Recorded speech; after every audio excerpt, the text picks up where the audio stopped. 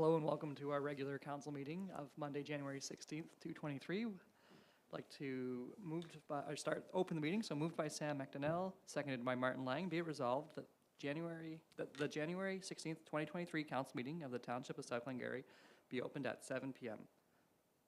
All those in favor? Any opposed? Seeing none, carried. All right, we will now move into O Canada.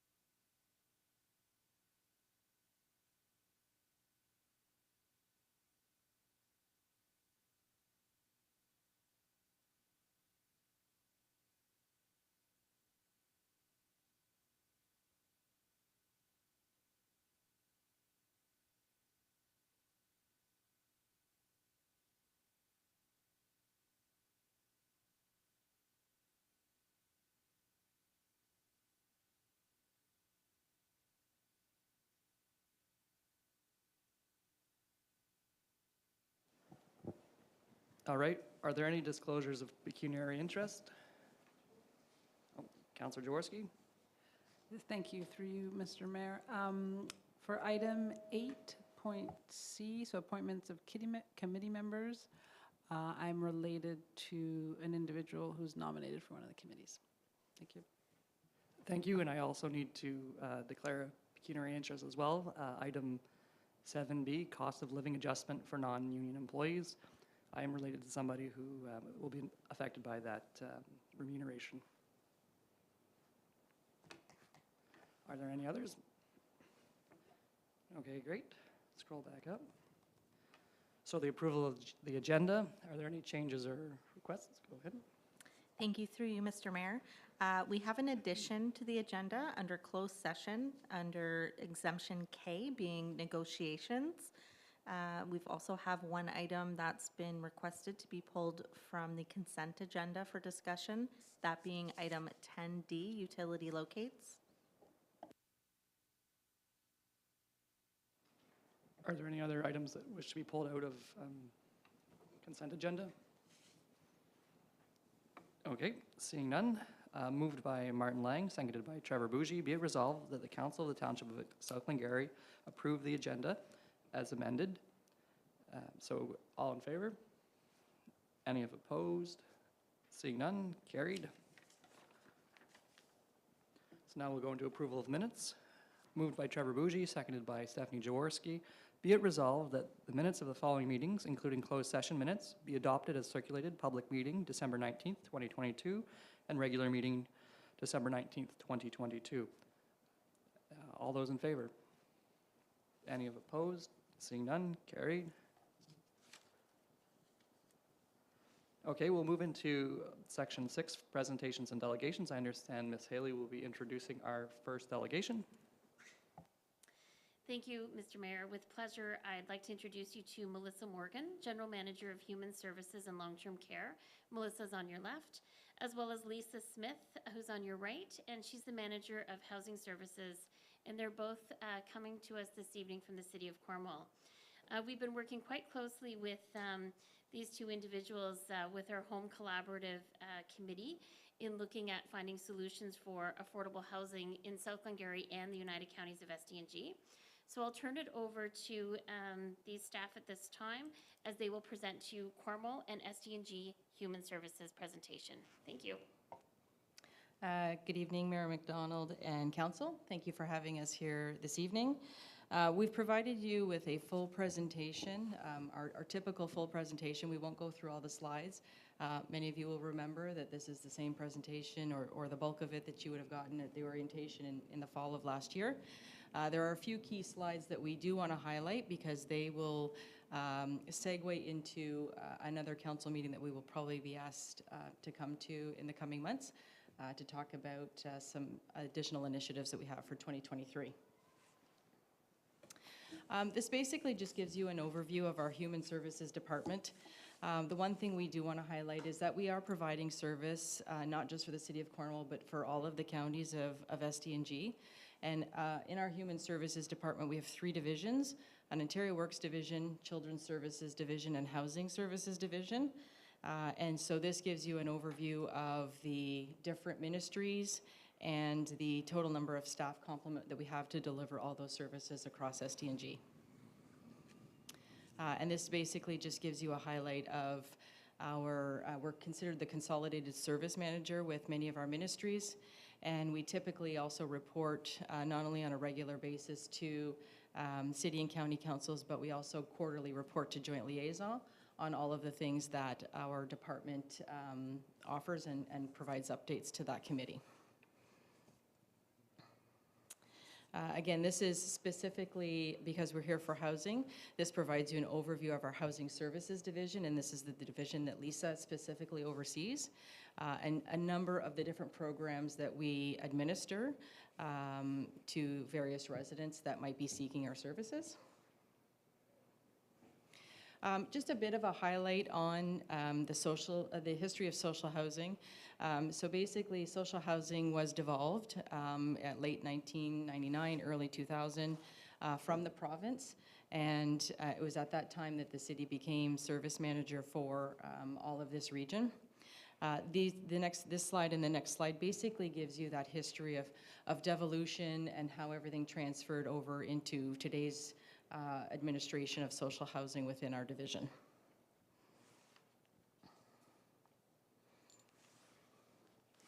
Great.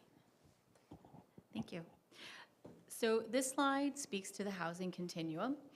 We started to talk more and more about the housing continuum just to give a sense of where the service manager is focusing its efforts. As you can see, housing is a pretty broad issue, all the way from looking at homelessness in through to home ownership. So there's a lot of steps in between that an individual may take to move through that continuum, and not everybody does fully move through the continuum based on circumstances. We have typically, emergency shelter systems are operated by not-for-profit charitable organizations with potentially a subsidy from the municipality to help support that work, and charitable donations from individuals. There's not usually a lot of investment in emergency shelters beyond that subsidy. Shelters are not usually something that a municipality itself or a service manager decides to take on and run. And that's because most service managers and municipalities choose to focus their efforts on the middle of the continuum, which is community housing and community rental housing. So what we are trying to do as the service manager is provide more affordable housing units to the community so that we can help to support that area of the housing system, knowing that the other areas may also be addressed through other mechanisms such as home ownership and private market rental. So we also are playing more and more of a role in affordable housing, which shouldn't be confused with community housing, which is more the traditional rent geared to income concept of where no one pays more than 30% of their income towards rent. Affordables gets to a broader spectrum. So that might be where you might find someone's paying 80% of average market rent in a community. So it's affordable, but not as affordable as rent geared to income housing. On the top end of the spectrum around market ownership, we do have partnerships with private market landlords to provide rent subsidies to make housing affordable. And as well, we are doing some home ownership support with Habitat for Humanity. So what we do is with 1 to 2 families every year is that we help provide a down payment for them to be able to secure a Habitat home. And we're starting to look at maybe some more collaborative approaches to working with Habitat in that area. So really, the bulk of our investment sits in the middle. The other pieces of work that we would do in this area do connect to our homelessness prevention program, which is about helping people who are on the end of homelessness or at risk of tipping into homelessness just based on circumstances. Oh, sorry. Great. So just to give you a sense of the need or the state of housing in Cornwall and SDG, so there's different ways you can measure what's actually affordable. So you'll hear us talk a lot about shelter to cost income ratios, which is basically core housing need. So core housing need is where people are paying more than 30% of their income towards housing. And what we've seen across Canada and Ontario is more and more people are paying above this. Even if you think of your own circumstances with mortgage payments and utilities, quite a few of us might be in this area. But what we're finding is for people who are in deep core housing needs, so maybe living in rental market housing, working low wage income earning jobs, that they're deepening into that deep core housing need where they could be paying 80 to 90% of their income towards housing. So right now what we know is in our area that is at least 50% of renters in our area are paying more than 30% of their incomes to housing.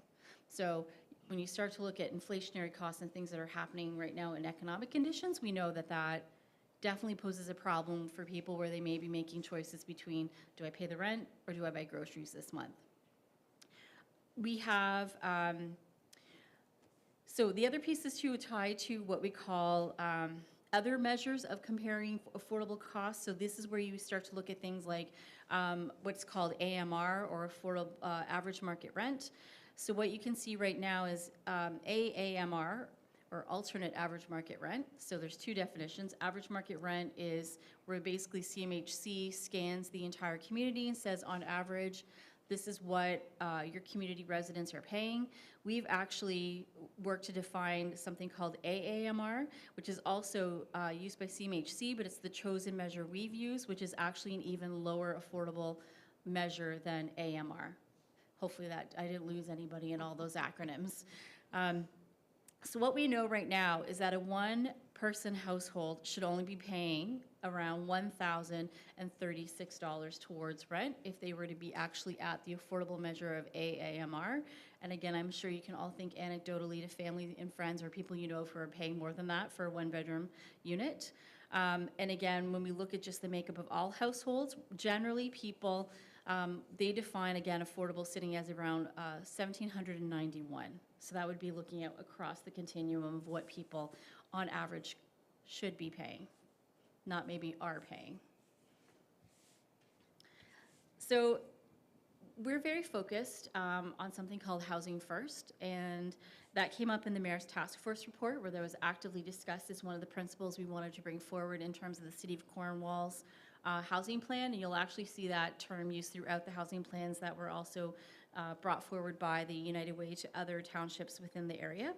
And essentially what Housing First is a concept that if you can get someone housed, then you can wrap around them with support. So instead of trying to work with folks around maybe addiction or mental health and then getting them housed, this comes to let's get them housed, let's get them stable, and then start to bring in the supports. And this has been statistically shown to be a better approach in terms of working with clients and services in the community.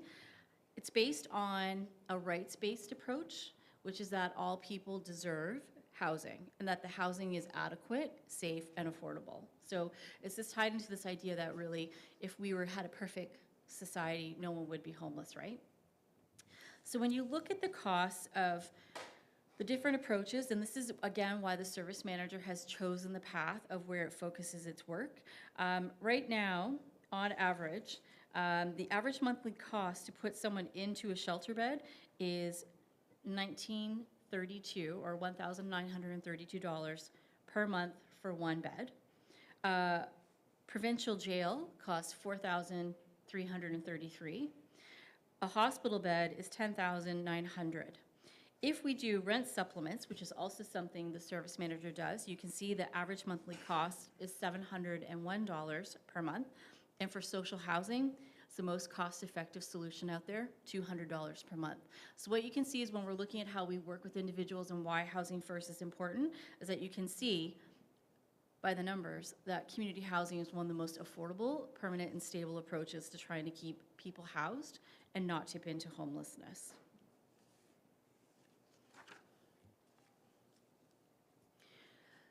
So, about approximately a year ago, Cornwall and Area Housing Corporation, which was the local housing corporation for the region, was merged into the City of Cornwall's Human Services Department. So essentially what happens is there's two branches of the work we do. So there's what we call housing programs, which is basically administering provincially funded programs to work on issues around housing. So it can include things like actually directly running programs like homelessness prevention program, or the Canada-Ontario Housing Benefit Program, or the numerous other provincially funded programs that we oversee to maintain and support people who may be precariously housed. We also have a wide variety of other initiatives that would fall under this, including our housing revitalization plan, our 10-year housing plan. So these are those longer-term plans that we're trying to develop or respond to larger picture thinking around how do we approach the issue. One of our newer initiatives is our by name list. So we've done a point in time count, trying to go out and identify the individuals living in City of Cornwall and SCG who are homeless, try to get them know them by name so that we can wrap around them, that even while they're homeless, they would continue to be supported. And we've actually hired 2 registered social workers to help manage that caseload in order to help keep those people at least safe while they're not housed. The other piece of work that we administer is our Housing Access Center, and that is our centralized wait list. So when you are waiting for rent geared to income housing, there's a whole process you have to go through. The prioritization and the criteria are all defined by legislation and provincial regulation. And right now, that wait list, I think, is sitting around close to 500 people. So you can see that the wait for rent geared to income in our community can be quite lengthy. As Melissa said, we're not going to go into everything in depth, but this just does give you a sense of housing and the number of units that we're offering in the community, and between what we now directly provide after we merged in the local housing corporation and what's provided by the other providers that we administer and oversee throughout the region, we're up to close to 2,000 units of community housing. And then so you can see our reach into the counties. This is where our providers or our own direct provision of community housing is reaching residents across the region. So as I mentioned earlier, our rent geared to income centralized wait list is sitting at close to around 500 people. What you can see is it's a real mix. So we have about 165 households, and so don't confuse the numbers with people, because it can represent families, singles, couples. So it's not just as simple as saying 500 means 500 people, because a household could be anywhere from 3 to 5 in a family. So we've got 165 families waiting. It takes about 1.5 years to get them housed. We have 225 singles and couples on our wait list, and that's important to note because this is non-seniors. So our biggest housing need is single and couples non-senior housing, because we've actually been pretty effective at building community housing to reach seniors. And you can see that by the fact that they're the lowest number with the shortest wait time. So that system is working quite effectively. So one of the initiatives that we administer through our housing programs branch is our, and you're going to get to know there's a lot of acronyms in housing, is our Ontario Priorities Housing Initiative, which is OFI. And when you hear OFI, think P for programs. So that's things like rent supplements, other programs and supports to help people who may be precariously housed or need housing support. And then there's COCHI, which is the Canada-Ontario Community Housing Initiative. So when you hear C, think capital. So this is capital investment dollars we helped put through the province and on the federal government to put towards housing providers to upgrade their stock. So this is the idea that, you know, once we have some community housing built, we want to keep it safe for individuals to live within, and this funding helps us to be able to do that.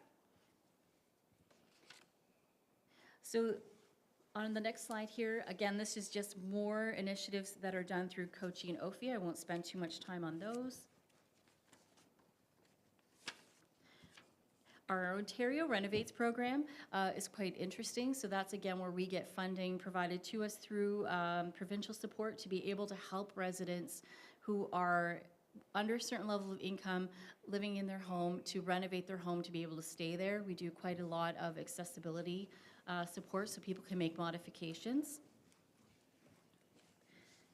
Our COB program, or the Canada-Ontario Housing Benefit Program, this is a portable housing benefit, which is different than a rent supplement. So a rent supplement, which also is discussed in this presentation, is tied to an apartment. Housing benefit is tied to the person. So if the person moves, it goes with them. But with a rent supplement, it stays with the apartment or unit. So again, this just gives you a sense of who's eligible for COB and what kind of support it provides.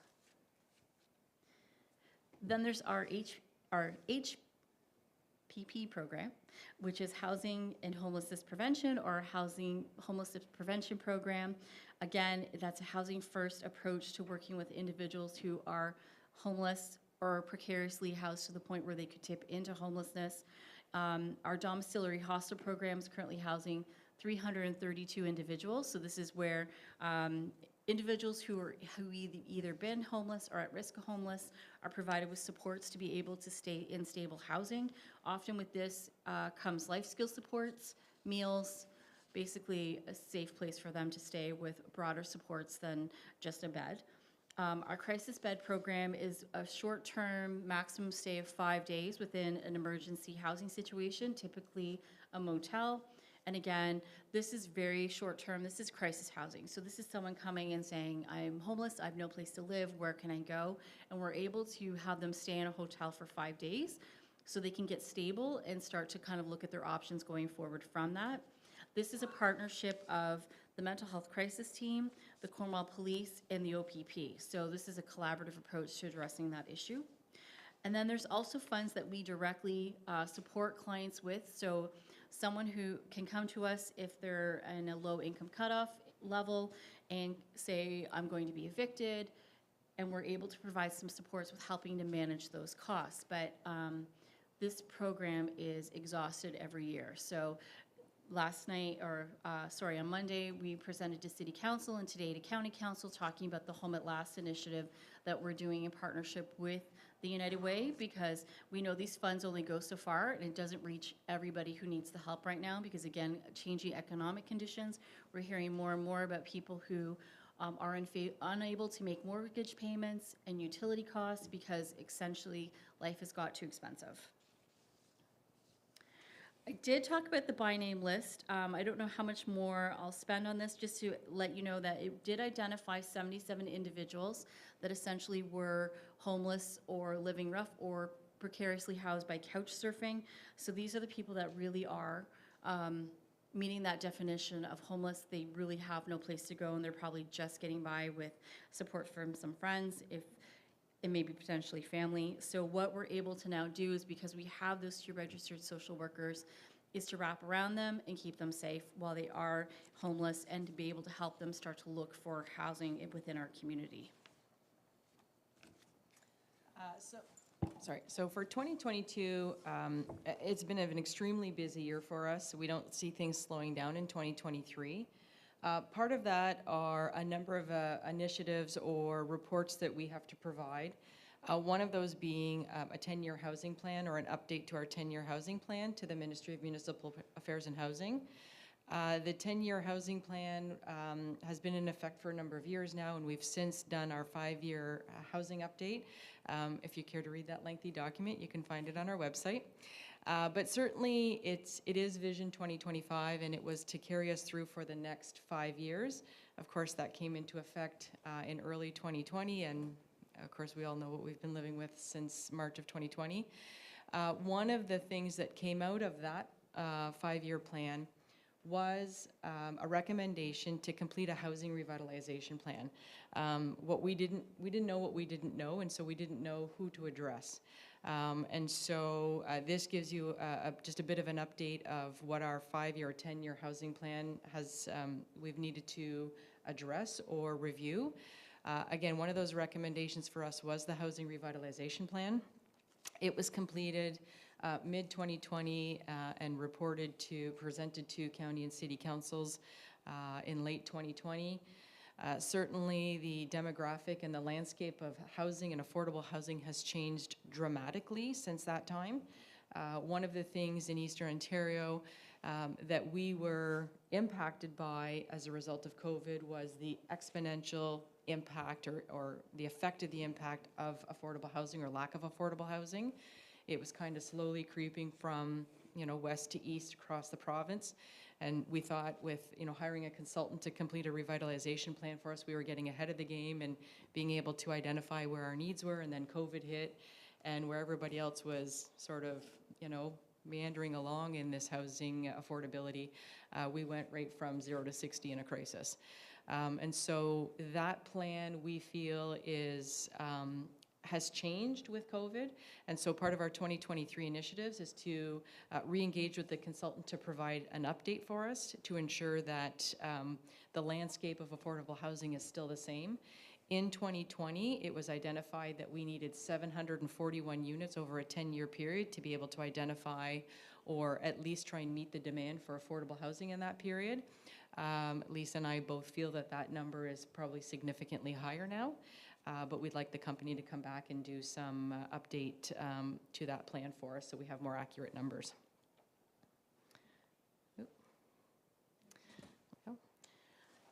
And I always like that Melissa lets me present this slide because it's one of the things I'm most excited about in terms of our work. So right now we have 3 community housing developments planned for Cornwall and SCNG over the next 2 to 3 years.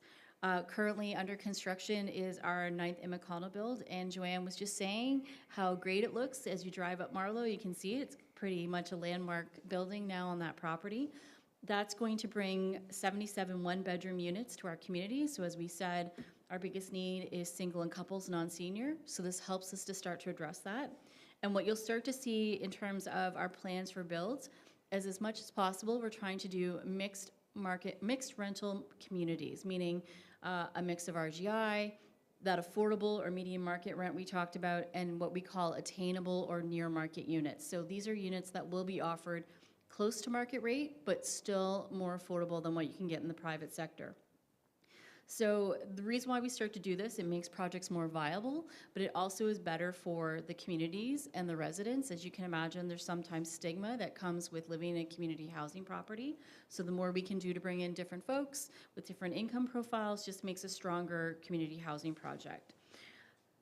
We will be kicking off our Pitt Street North building on Friday when we meet with our recently announced constructor. So that project will allow us to build 27 units to start with, probably completed by late fall of 2022. But we know that the site can hold up to 81 2-bedroom townhouse units. So we will be building that in phases. And again, it's a mixed market rental community. And then there's finally our most recent development, which will be out in the counties, which ties into part of the reason, why we're here tonight, to talk about housing. But our newest expansion's into Morrisburg, building on our Glen Morris site. And again, we're aiming for a 3-story building that will have 17 2-bedroom units. Just in terms of how these projects are funded, so just to let you know right now, we put in the current cost of construction. So what we know is that a 1-bedroom unit right now is taking about $250,000 to construct, and a 2-bedroom unit about $270,000. And that's, again, going through competitive tendering processes. We just know the cost of construction is, again, one of the things that's been impacted by inflation and post-COVID recovery. To be able to fund this, we do try to leverage all forms of funding. So we do go to CMHC. We've used COCHI dollars. We've used social services relief fund dollars to try to build capital projects. But at the end of the day, it won't ever completely fund a project. The other piece of money that we do use is we've created housing regeneration reserve. So as housing providers come to the end of their mortgages, so typically when you build something, you're going to take out a mortgage on it. The service manager was responsible for funding that through tax base and through provincial investment. And what we've been able to do is we've planned for the future, and we are putting that into a reserve to help us offset the cost of future housing community development. And then from that, the balance is borrowed. And as I was saying to County Council this morning, that debt is considered good debt in that it's debt that pays itself off. So using the rental income, it's able to pay for the cost of itself. Where there is still tax-based dollars required, though, is through subsidy of RGI units and the operation of the property in terms of maintenance and the support that's provided to those properties. As Lisa had indicated earlier, in 2022, all of the counties and the City of Cornwall created and adopted local housing plans. There's a Stormont, Glengarry, and a Dundas County report, and for the City of Cornwall, it was completed through the Mayor's Task Force. And what we had determined at the time was many of the recommendations in all 4 of those plans were similar. And so we determined many of them also would be administered or things that the service manager was already doing. So we determined we would consolidate those recommendations and create a collaborative that is representative of everybody from across SDNG and the city. That a home collaborative has been in effect now for about 6 months. And I believe it's probably one of the few, if not the only one across the province that has 100% participation from all of the representatives across the geographic region. So we have been working together to review the common recommendations in those reports. In terms of our progress and next steps, this gives you a bit of a background on the purpose and the membership of that collaborative. But one of the major things that we are undertaking right now is a review of all of the vacant lands, municipally owned vacant lands across the City of Cornwall and SDNG. We find we're behind the 8 ball in long overdue review of vacant lands. And as land is becoming, more scarce, we need to work together to identify those lands for future housing.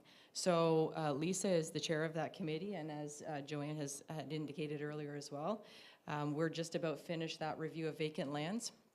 We wanted to come and present to you today on what our initiatives are. Excuse me.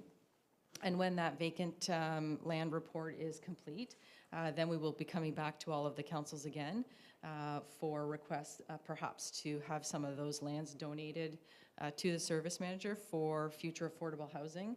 And once all of those lands have been identified, the other initiative we will be completing in 2023 is hiring a consultant to complete a 10-year development plan for us that would basically complete all the site surveys and all of the studies that need to be done on those lands, as well as do a draft site plan design to give us an indication of what we're able to build. And then part of that also do a 10-year cost analysis of what that might look like.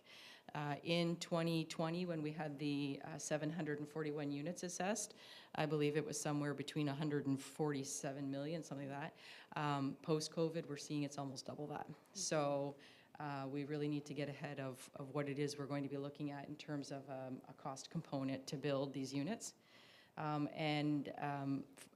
This morning, the county's council, there was a mention of an Eastern Ontario Wardens Caucus initiative, 7 and 7, which is 7,000 units in 7 years across the Eastern Ontario Wardens Caucus region. And certainly we are part of that and working with Mrs. Adams to ensure that Eastern Ontario and SDNG and the City of Cornwall are captured within that report as well. And that's it for our report.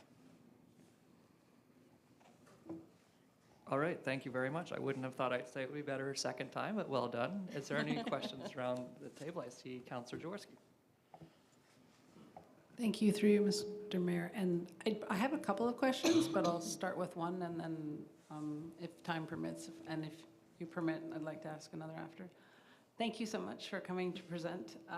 It's very important information, and it's great to see the Housing First approach piece to at the beginning. Am I the only one getting feedback? Oh, is that, okay, thanks. My question, and I want to be very careful how I word this, because I certainly don't want to insinuate that we take something away from one group, but when you're presenting sort of the wait list, the wait lists and the number of units, you know, it's very heavily weighted to like one age demographic. And from my understanding of like the statistics in our area, like poverty doesn't match necessarily with those, like the demographics of where we have the units for like these different types of affordable housing options. I mean, as you know, I think it was 2 years ago that the information came out about child poverty in our area. That's almost at 20%. And you know, as you're speaking, I was looking back at the statistics for our area, and just child poverty, adult poverty is more significant in our area than senior poverty. And so when you're showing those numbers of units, and it's great, you're doing a fantastic job about housing seniors, but are those units, can they not be used for folks of other age ranges? I recognize that, I assume, and if I'm wrong, I mean, certainly correct me if my assumptions are wrong, that some of those units are much smaller than others, but certainly to try to bring those wait times more equitable across the different age ranges. Is there ways that you can move folks in, like, if something's designated as it's for this age range, does that mean it can only ever be used for that age range? Thank you. Through you, Mr. Mayor. So it really depends on who the provider is. As a provider ourselves, we have control over the units, and we could certainly be looking at conversion of some of our senior-only buildings to address more of a demographic. When we are looking at future builds, the last consultant that we had also identified the types of units we need in the different areas. Again, as we said, COVID has kind of just thrown us all for a loop on a number of things, and so we're eagerly anticipating the new numbers or new demographic studies for them, so we can again incorporate that into our development plans. So for us, converting a seniors unit isn't necessarily an impossibility. Some of our other providers, it is their mandate that they provide seniors housing, so it would be more difficult for them. We'd have to work closely with them on turnover of operating agreements on whether or not there's the appetite for them to want to expand into a different demographic than they're already serving. But certainly with our own units that we keep care and control of, we could certainly look at that as part of our 10-year development plan as well. Do you have any subsequent questions? Oh, through you, Mr. Mayor, if I could just add one additional comment to the question. So as our own provider, we do have quite a few family communities, and the other problem we have is what we call individuals who are overhoused. So you might have a single person or a couple living in a family unit, but we have no place to move them to. So we're looking at initiatives, you know, when we looked at McConnell Street and even Pitt Street North, we believe we will be able to move people out of existing family units into those smaller units to be able, again, to create more space within our existing family units to move families off the wait list. Thank you for that. And so the other item is when you're presenting the cost of housing. Now, certainly I'm no expert when it comes to building homes. But when you show those prices, and I'm assuming those, you know, 1-bedroom unit, 2-bedroom unit, that is part of a multi-residential project. And those hit me as prices that maybe pre-COVID you could build a 1-bedroom freestanding house for those prices. So, and this is like a discussion we hear a lot about of affordable housing and development charges and building more homes and strong mayor, et cetera, as all these barriers to be building more cost effectively. And so in what you're doing, are there things that you see that municipalities or the province building code, et cetera, could be doing much better to bring down those costs? Because to me, as part of a multi-residential, those seem they seem far, far too high when you're building in a situation that you should have economies of scale and be able to bring those costs significantly down. So I'm curious on your insights on that. So through you, Mr. Mayor. So if you look at it, the way we've presented it certainly looks daunting, and yes, you could probably still build a very small one-bedroom standalone house for that price, depending on, where you might be living. One of the things, that's an all-in price. So that is, yes, it's a multi-residential, and that really was basically from our Pitt Street and our 9th Street builds. Those were our two most recent prices. So it's an all-in, it's lateral infrastructure, it's all the surveys that need to be done, it's everything that needs to be done to complete that structure. I will say that, as we speak to some of the contractors we're working with now, they have indicated if we had built a 9th Street model the year before COVID, we probably would have been paying half the price that we're paying today, just because of the inflationary costs as a result of COVID. So we do try to maximize everything. Our contractor and our architects look at energy savings and reinvestments to bring ongoing costs down. But that right now is the reality of the cost of construction. And those are local contractors, so we would assume the cost is even more palatable than if it was an external company where we'd have to pay to house them while they're doing the construction here. Thank you, that's good to know, because for example, something like parking requirements, well, you have to set aside land for those parking requirements, and if you could not have those parking requirements, you'd be able to maximize more on that footprint. So that was sort of more the things I was thinking about.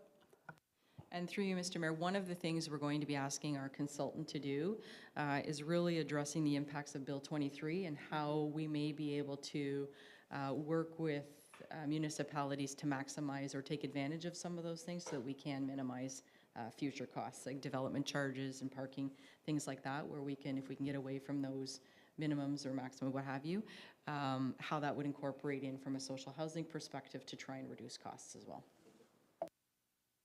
Thank you, Councillor Bougie. Had a comment or question? Yes, through you, Mr. Mayor. Thank you for the presentation and lots of information to take in there. And the Ontario Renovates program is a good program and keeps people in their houses and lets them be, I guess, have availability to funding for accessibility and whatnot.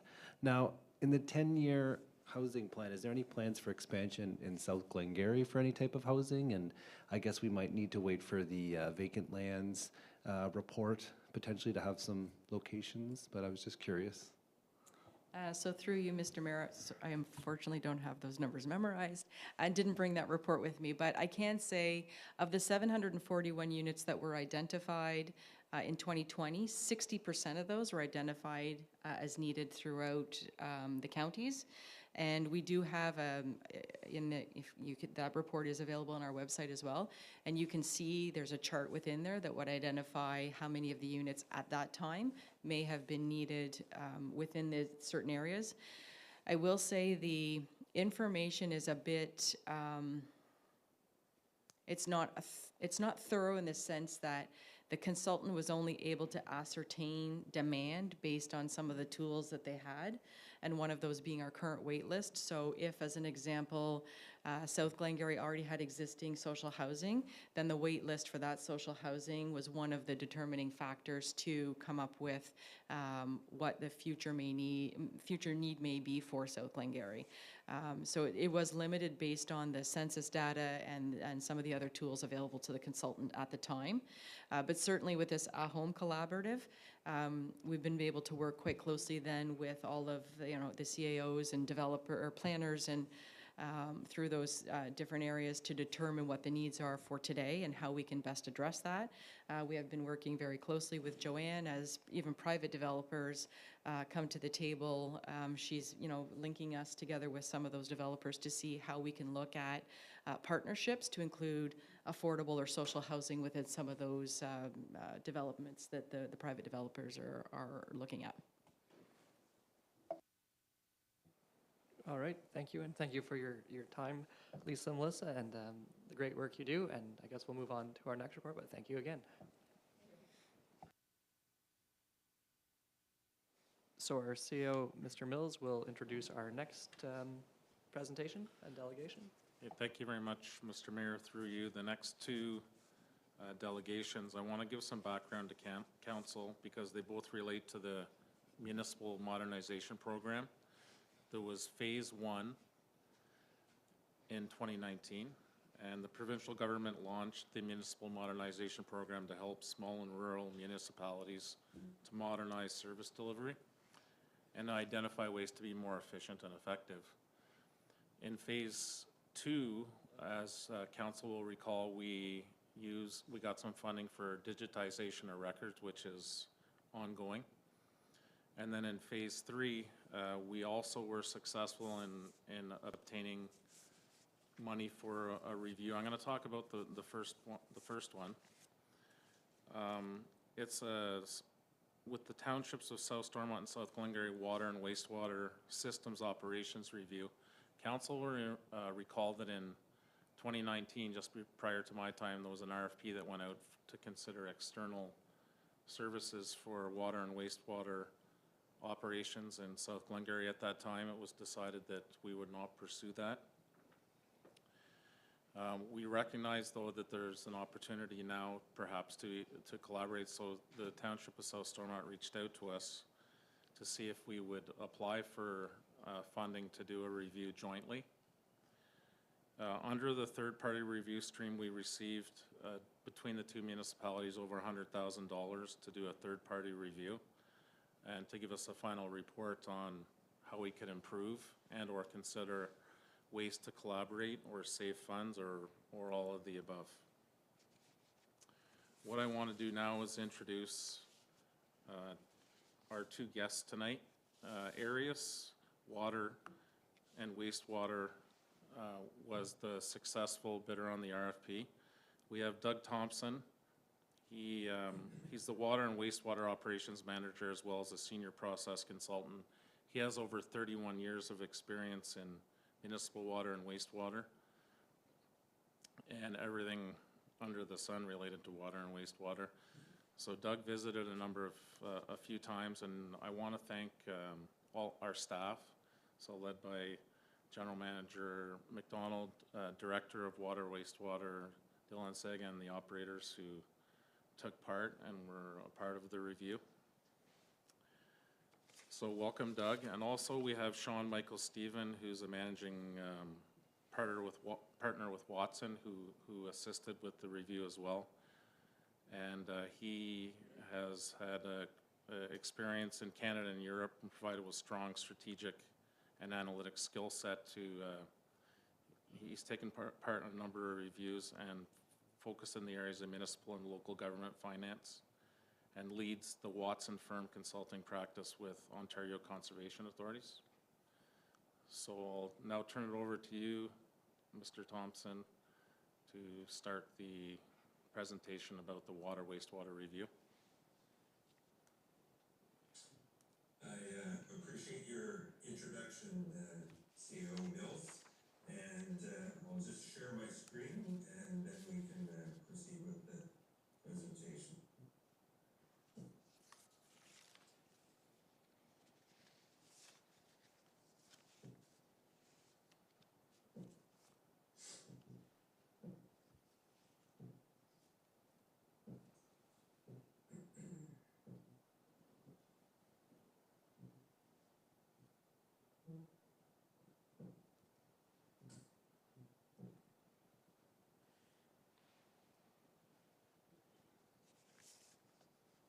Can everyone see the presentation?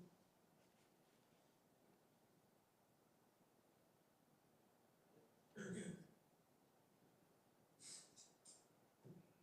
Good evening, Mayor McDonald and members of council. I'm Doug Thompson, and as Mr. Mills indicated, I'm the manager of water and wastewater operations for Aureus Solutions. We're a water and wastewater consulting firm based out of Kingston.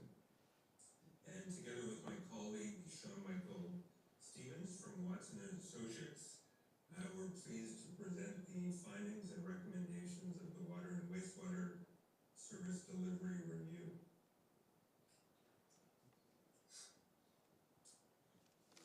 The objectives of a service delivery review are multifaceted. Firstly, what we need to do is identify and discuss the current and future regulatory, operational, infrastructure, financial and social trends as they currently exist, and then look at potential options in regard to those current trends.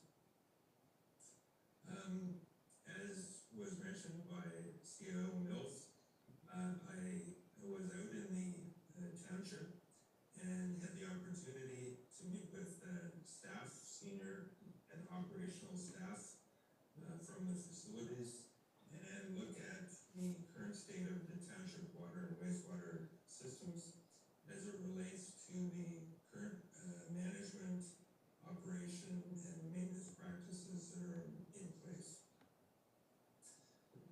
As a result of that on-site review, the goal of the service delivery project is to identify potential service delivery models that might be available to the municipality as an alternative to the current service delivery model. And then, once those potential options are identified, then to evaluate the possible service delivery models in regards to a number of different aspects, ensuring that they meet the priorities of the water and wastewater industry best practices, and to future-proof the township going forward from the standpoint of the delivery of those services. Because as we all know, water and wastewater are some of the key services provided by a municipality to enhance and support the local community. And then finally, after that review, to recommend, based on the analysis, both financial as well as potentially operationally and management structures, what would be the options to look at for those delivery of these services. As I said, one of the first steps is to look at the sector issues and trends as they relate to water and wastewater. When we speak of governance in water and wastewater, the municipality measures good governance by ensuring that they meet all the provincial operating requirements, are financially sustainable, and are operated and maintained to effectively maximize the life cycle of the municipal assets. And as we know, the assets related to water and wastewater are some of the larger assets in regards to a municipality. The labor market has always been, but is becoming increasingly one of the larger issues when we're speaking of water and wastewater services.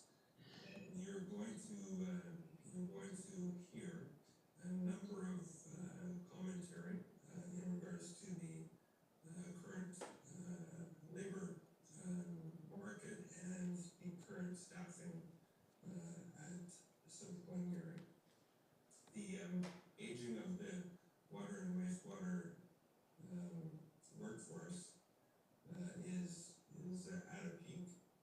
I represent one of the group that is at the retirement age, and as a result, the availability of certified operators has become increasingly challenging. And from the standpoint of a small municipality, looking at succession planning, as we know, because you have a smaller workforce regardless, the succession planning for water and wastewater department is enhanced, the challenges are enhanced. From the standpoint of legislation, the good news is that over the last 20 years, the legislation has changed dramatically as a result of Walkerton in the early 2000s, and as a result, it has put a greater responsibility on municipalities to ensure that they're operating within those legislative practices. But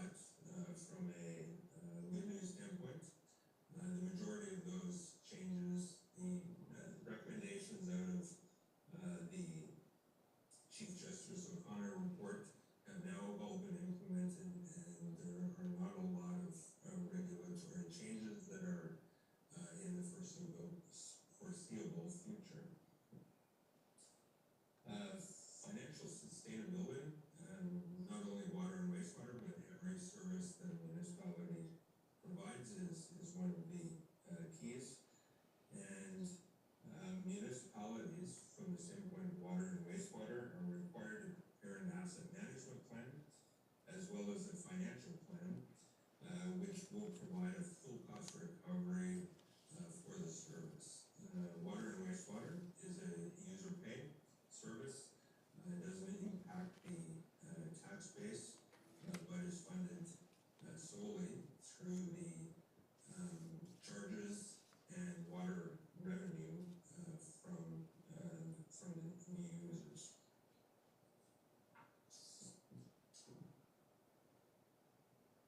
As I mentioned, I had the opportunity to be in the township and look at the current operations there.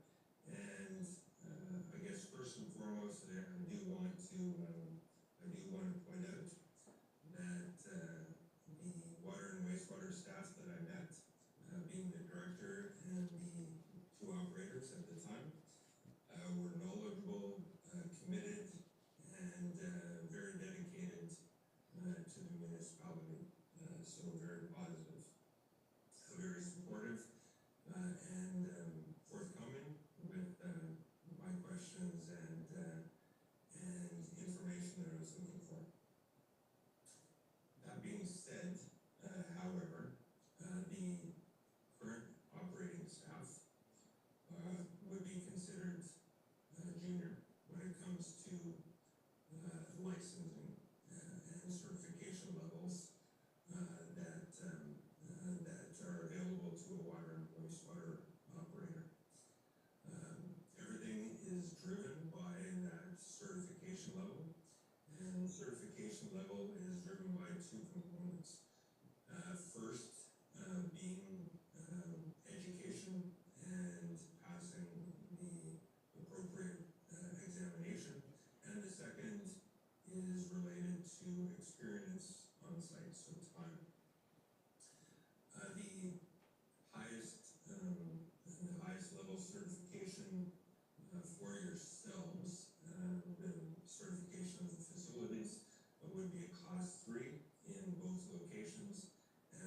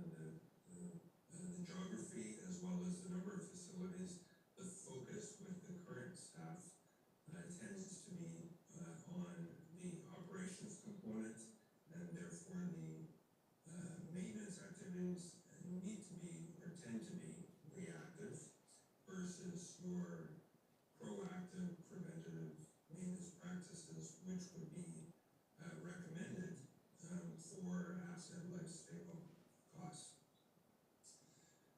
So as a result of that review, what came out of it, and looking at the organizational chart that was provided by municipal staff, which indicates that the current organizational structure complement is the director and 3 operators. It was deemed that the current organizational chart is really not robust enough to support the needs of the municipality. And as a result, we recommended an enhanced organizational chart as a result. One of the other aspects that came to light during the visit, in consultation with CAO and General Manager of Infrastructure and Director, as well as the Human Resources Advisor, was that it's not for lack of trying. The recruitment of staff, it is just a result of the labor market out there and the ability to attract and recruit necessary resources.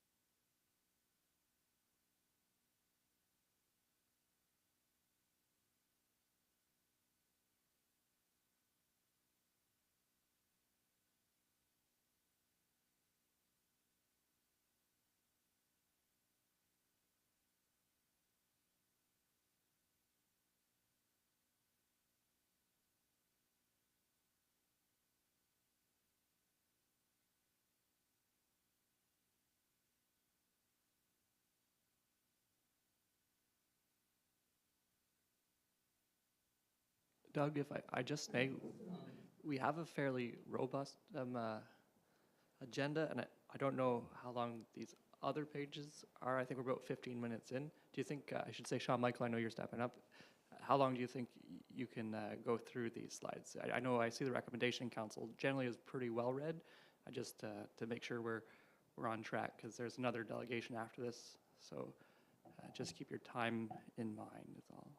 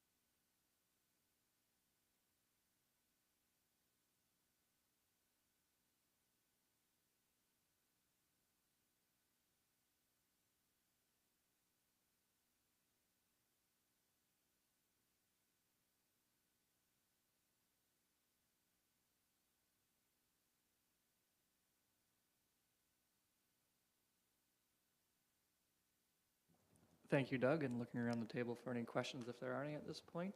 Councillor Jaworski, go ahead. I'll try to be very quick. Through you, Mr. Mayor, is okay? Okay. Thank you very much for the presentation. Just a general comment is I want to thank staff for bringing this forward, and I think this concept of, exploring a shared partnership with South Stormont, I think is very interesting. If the savings that are here on paper can be realized in reality, I think it's definitely something that we should pursue because, those are significant savings for the folks on the system. With respect to the staffing challenges, I do want to recognize just how hard our Director of Water and Wastewater, Dylan Seguin, works, and that he's really the glue that's holding the department together for some time now. And certainly, I think it's clear that there's a need for more support. However, certainly if there were more, less junior, more experienced operators within our group, that might be something to alleviate it. But with the solutions that are being proposed in terms of additional staffing, I guess I would like to have just a quick comment from the folks presenting about what is the likelihood of actually being able to fill those positions? Because it seems like if we're challenged to fill what we have now, what is the likelihood that we could actually fill additional positions?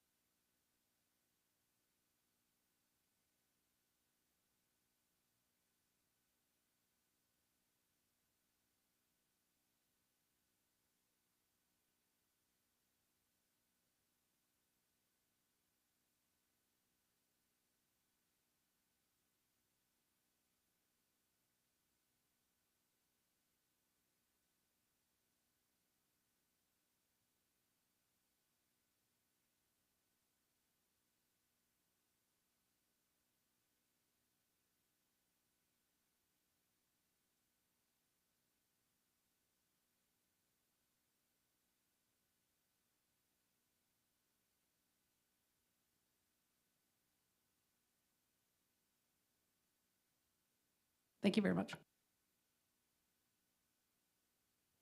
Deputy Mayor Lang. Thank you, Mr. Mayor. And I know we're strapped for time, so just a quick question, Doug. The shared service model, where at the end it shows possible savings of 173,000. Is that based on our current model, or is that based on our current model with the addition of the 2 staff at 178,000?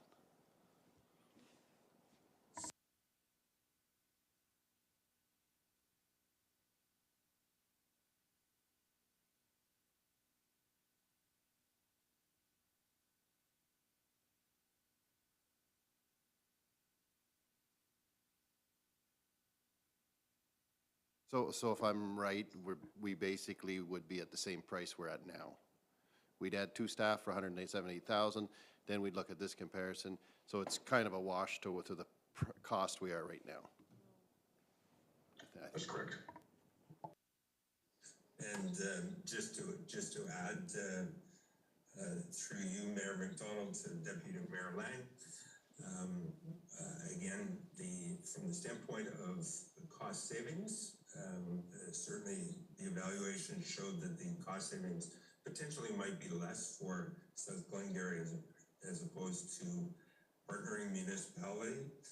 However, once again, the costs are only one factor in determining sustainability of the service going forward. And I think the key at this point for South Glengarry is the fact that we can address through either of these options the staffing issue, which would be your number one issue at this point?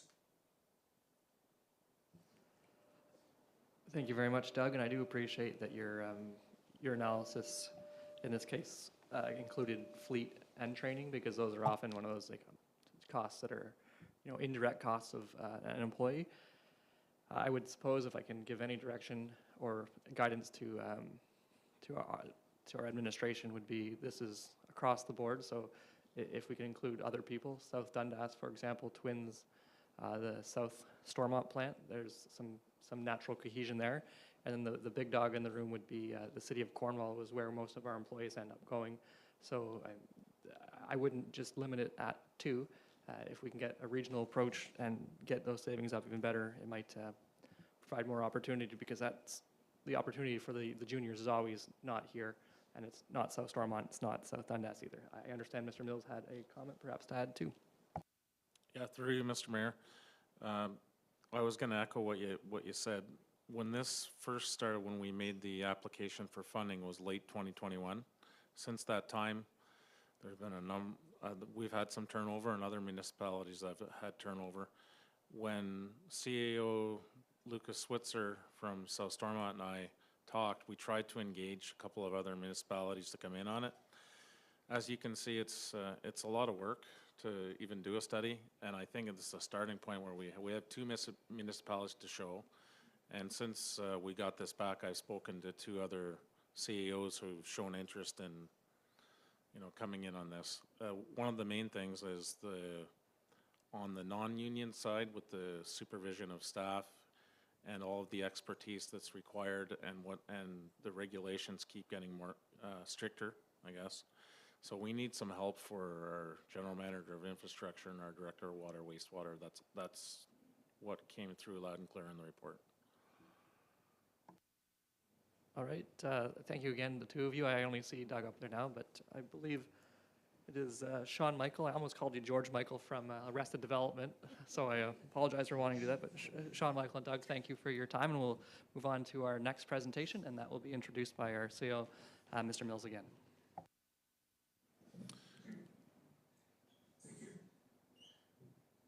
Okay, thank you very much, Mr. Mayor. Our next delegation is through KPMG. I gave the background on the funding and the municipal funding that we got for modernization. This was another one, so it's no cost to our constituents. We gathered valuable information on service delivery and process review.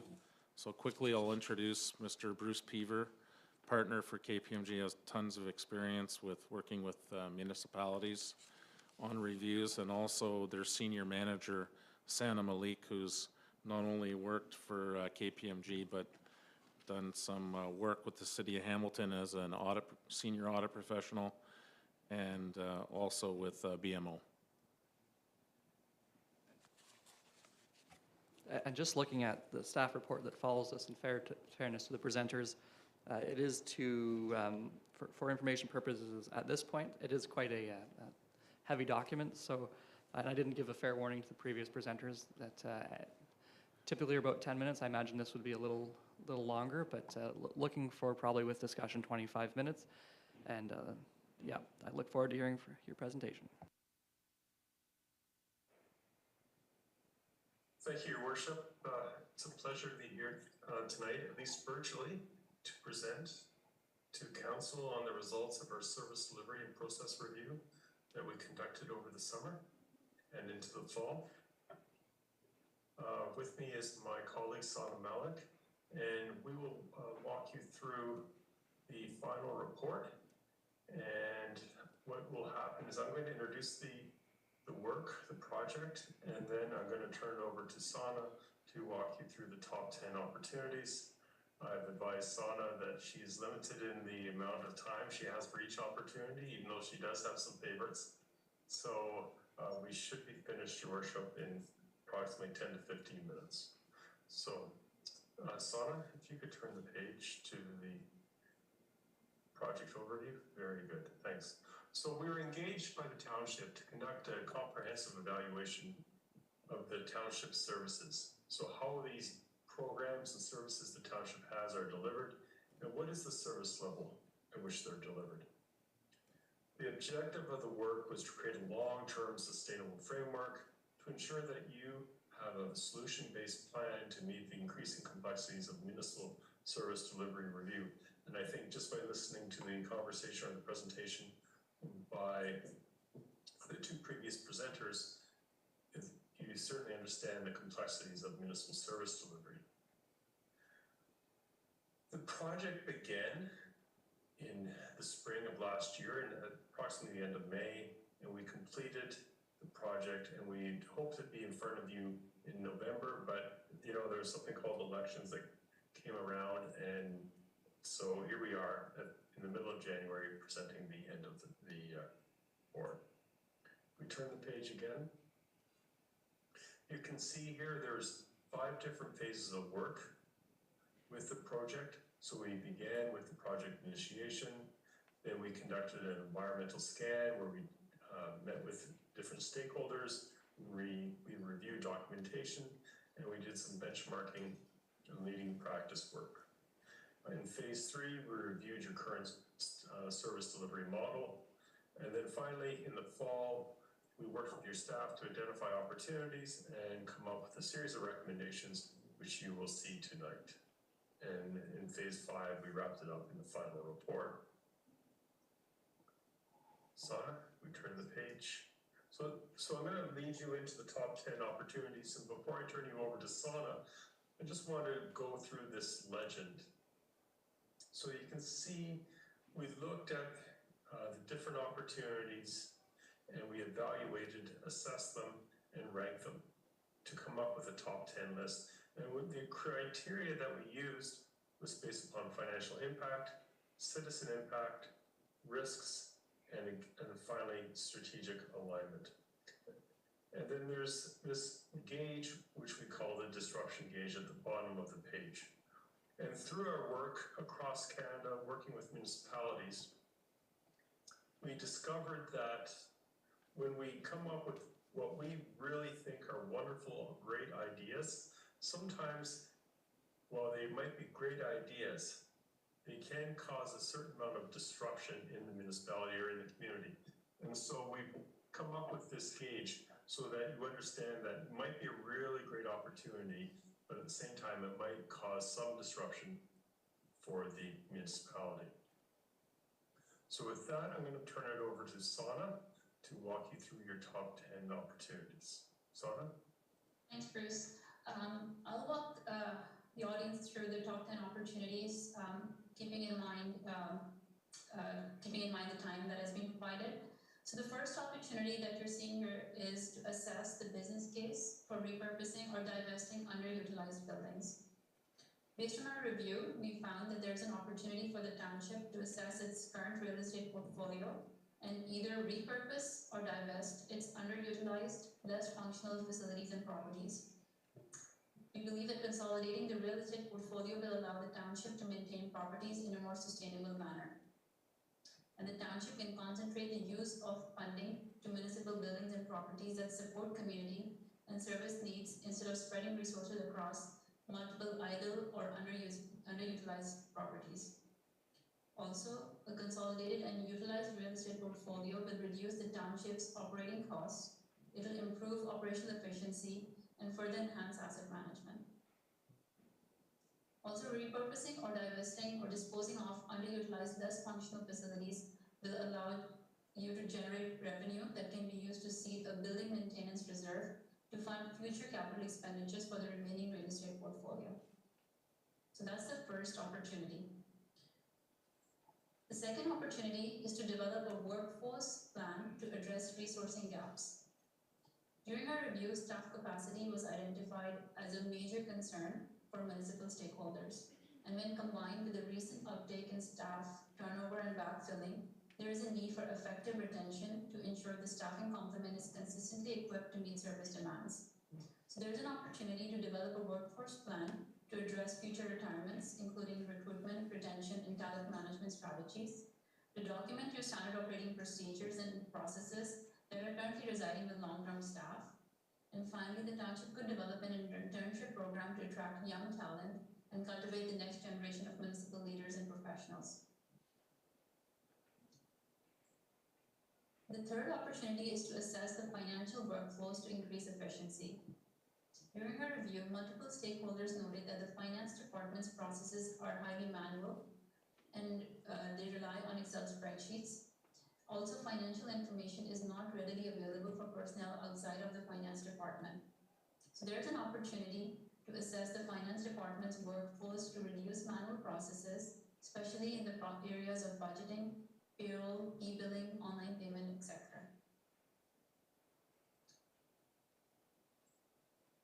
Related to finance, the fourth opportunity is to develop a long-term financial plan.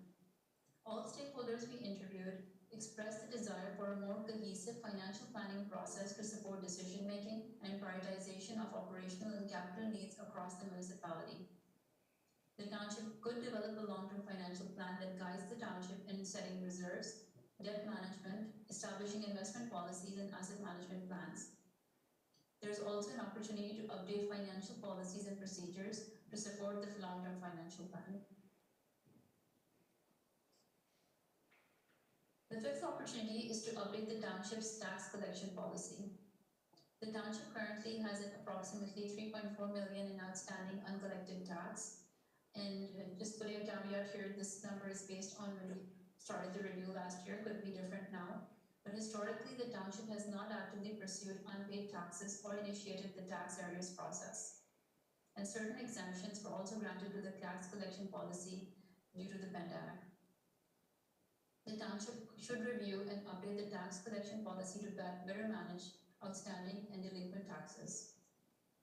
In addition, the township can conduct an assessment-based review of tax roll data, transaction activity, and other property file information to identify anomalous changes or trends at the individual property level. The sixth opportunity is to review the grant and donation policy. During our review, we noted that exceptions to the grant and donation policy were often approved, such as applications submitted after deadlines as well as applications for grants above the maximum threshold.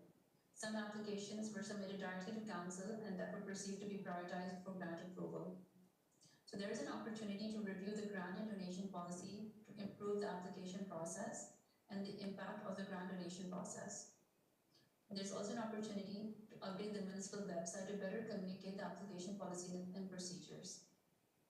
And lastly, there's an opportunity to delegate administrative work from the treasurer to the deputy treasurer or the clerk's office to manage the grant and donation process. The seventh opportunity is to digitize municipal processes to improve customer service. A majority of the stakeholders acknowledge that the township can improve customer service by further digitizing municipal processes. Some of the suggested digitization opportunities include licenses, automating water bills and tax bills, and service requests and complaints. Currently, many processes are handled manually through the use of paper, emails, and phone calls.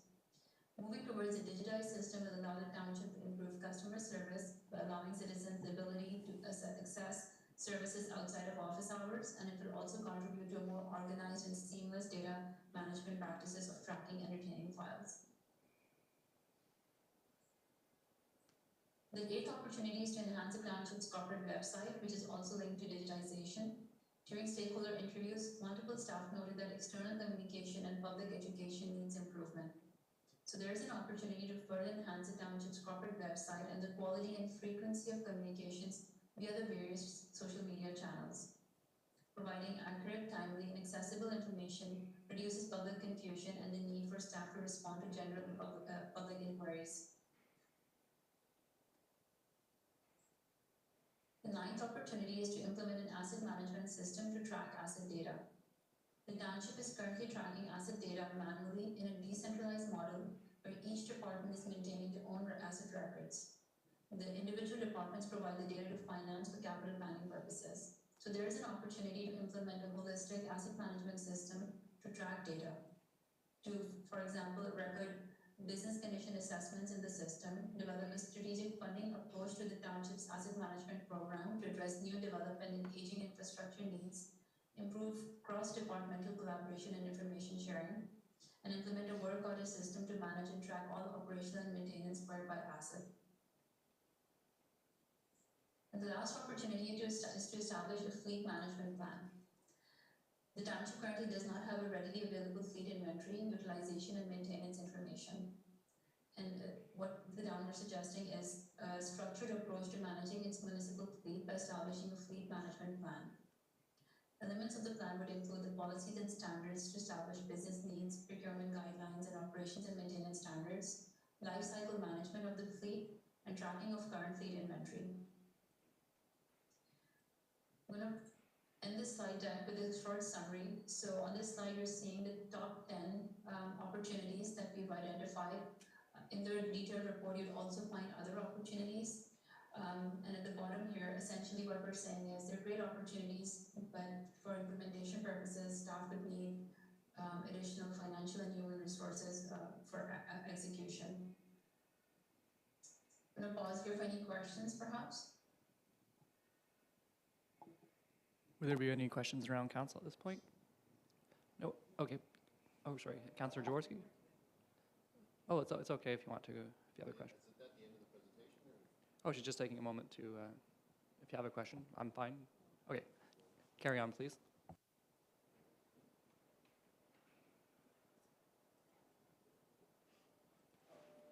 Sorry, that was the end of the presentation. Sorry. I thought I looked at next slide and it just had the logo. Okay, yes, this is the end of the presentation. So if there's any questions or comments around the council table, Councillor Jaworski. Thank you, through you, Mayor McDonald. Thank you very much, Mr. Peter Malik, for presenting to us. You know, the reading through your document and like the high-level one as well as the full report was very, very interesting, and there's lots of excellent information. In particular, I really appreciate the benchmarking comparison data to, you know, peer townships. You know, we already had some data points showing that South Glengarry was very efficient in terms of, you know, having the lowest full-time staff, but, you know, now this adds to that data set, and that, you know, there's like demonstrating in, you know, the vast majority of items looked at that, you know, South Glengarry has the lowest cost per household. So that's, I think that's very helpful and very interesting as we move forward, looking at different strategic priorities.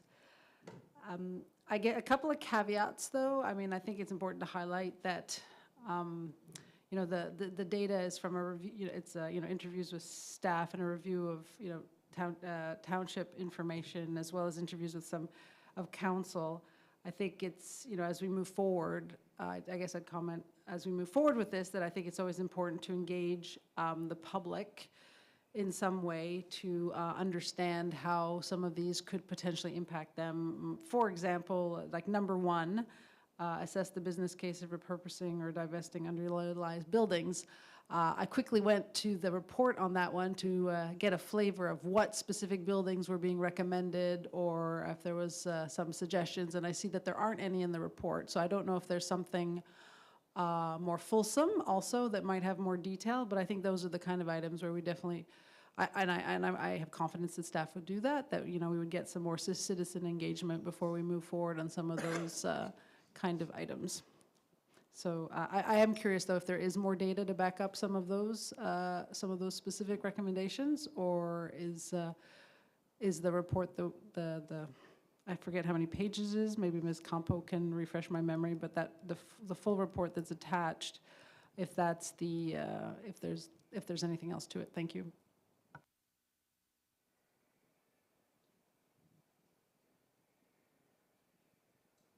Through you, Mr. Mayor. So as far as I know, the final report that's in the agenda following the delegation is the final report. I don't believe there's additional data, but Sana or Bruce, correct me if I'm wrong.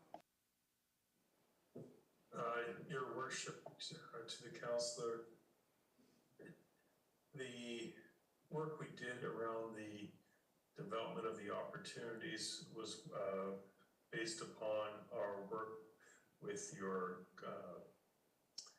data, and also work with your staff on their thoughts around opportunities, and we used a methodology to pull together I'd say approximately 40 different opportunities, which were then assessed and fine-tuned down to a top 10 list. The opportunity around facilities is a common one with many municipalities in Ontario, and the recommendation is that the township is going to have to examine and determine which buildings and properties that it owns are fully utilized and which ones are not. And that's a further piece of work that the township will have to undertake subsequent to this report. Thank you very much. Are there any further questions around the table? Comments? No? All right, well then, thank you very much for your presentation and the report. It will be the first thing on our agenda and possibly something to include in our upcoming strategic planning meetings once we set them. There's a lot to digest there, so thank you kindly. Thank you very much, Your Worship. Council, have a good night.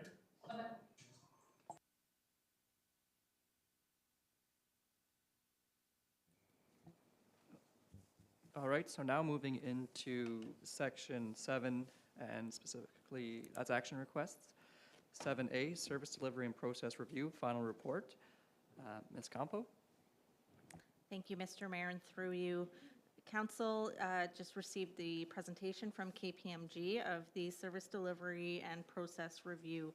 So the staff report that's before you this evening in resolution is for council to receive the report for information purposes.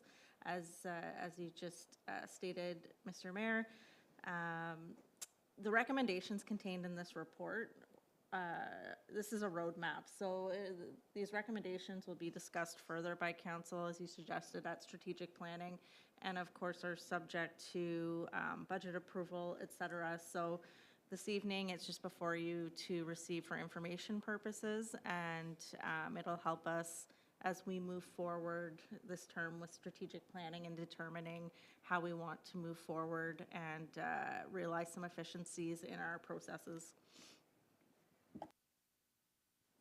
Thank you. Any questions or comments of that at this point in time? It looks like we'll have an opportunity to discuss it, or maybe individually at some point later, but thank you for that. So moved by Stephanie Jaworski, seconded by Sam McDonnell, and I'm sorry I didn't read this before. Maybe I should have read it entering into it. Be it resolved that staff report 01/2023 be received, and that the council of the Township of South Glengarry receive the KPMG service delivery and process review final report for information purposes. All those in favor? Any opposed? Seeing none, carried. All right, now moving into action request 7B, cost of living adjustment for non-union employees. I'm going to have to ask Deputy Mayor Lang to chair this place, as I'll step away from the council table as I've declared my pecuniary interest. I'll bring you the staff report, and then I'll just step aside.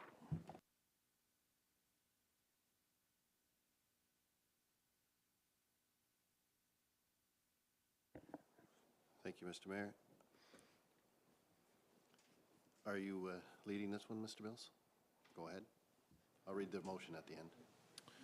Thank you very much, Mr. Deputy Mayor, through you. The report tonight that I'm bringing is cost of living adjustments for non-union employees, which is HR Policy 500-03. It's found in the Human Resources Policies and Procedures Manual, and it provides a process for an annual cost of living adjustment for all permanent non-union employees, and that includes our firefighters and council. The current process has facilitated consistent and fair annual salary increases, but what's different now is the rate of inflation. And a number of councils and indeed a number of municipalities locally have brought this forward. We've done some research, and we've come to a recommendation for you tonight. What you see in the report is the last 10 years, and you'll see it up and down for nine years of around anywhere from the low of 0.51% up to 2.2, and then last year's when it jumped up to 4.38. It was always adjusted annually by the treasurer with the CPI calculator. However, now throughout the last year, inflation's been running at 6.5% and 7% on an annualized basis. While we won't know the final rate of inflation for 2022 until late January, this rate of inflation hasn't been seen for a long time. In February of 2022, so over a year ago, Council approved a new non-union salary grid based on a comprehensive review that was done by a local neighboring municipality that involved 13 municipalities, including all 6 lower tiers. And based on the review, Council agreed to a new grid. Unionized employees, I wouldn't want to talk about that for a second. So Local 3089 recently signed an agreement for 5 years.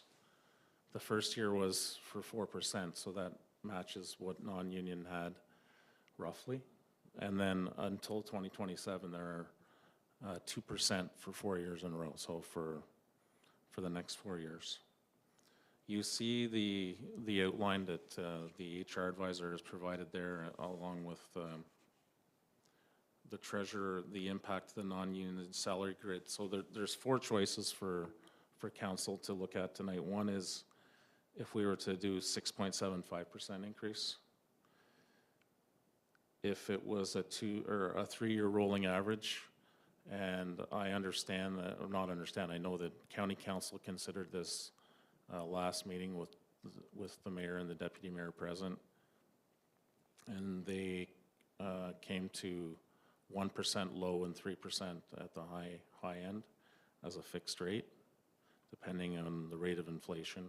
Can't go lower than 1 or above 3. A fixed rate. And the last option is 1.5% to 3%. In the recommendation, Mr. Deputy Mayor, there's a typo. It should say 1.5 to 3. Of note, in terms of neighboring municipalities, the city of Cornwall is 2%.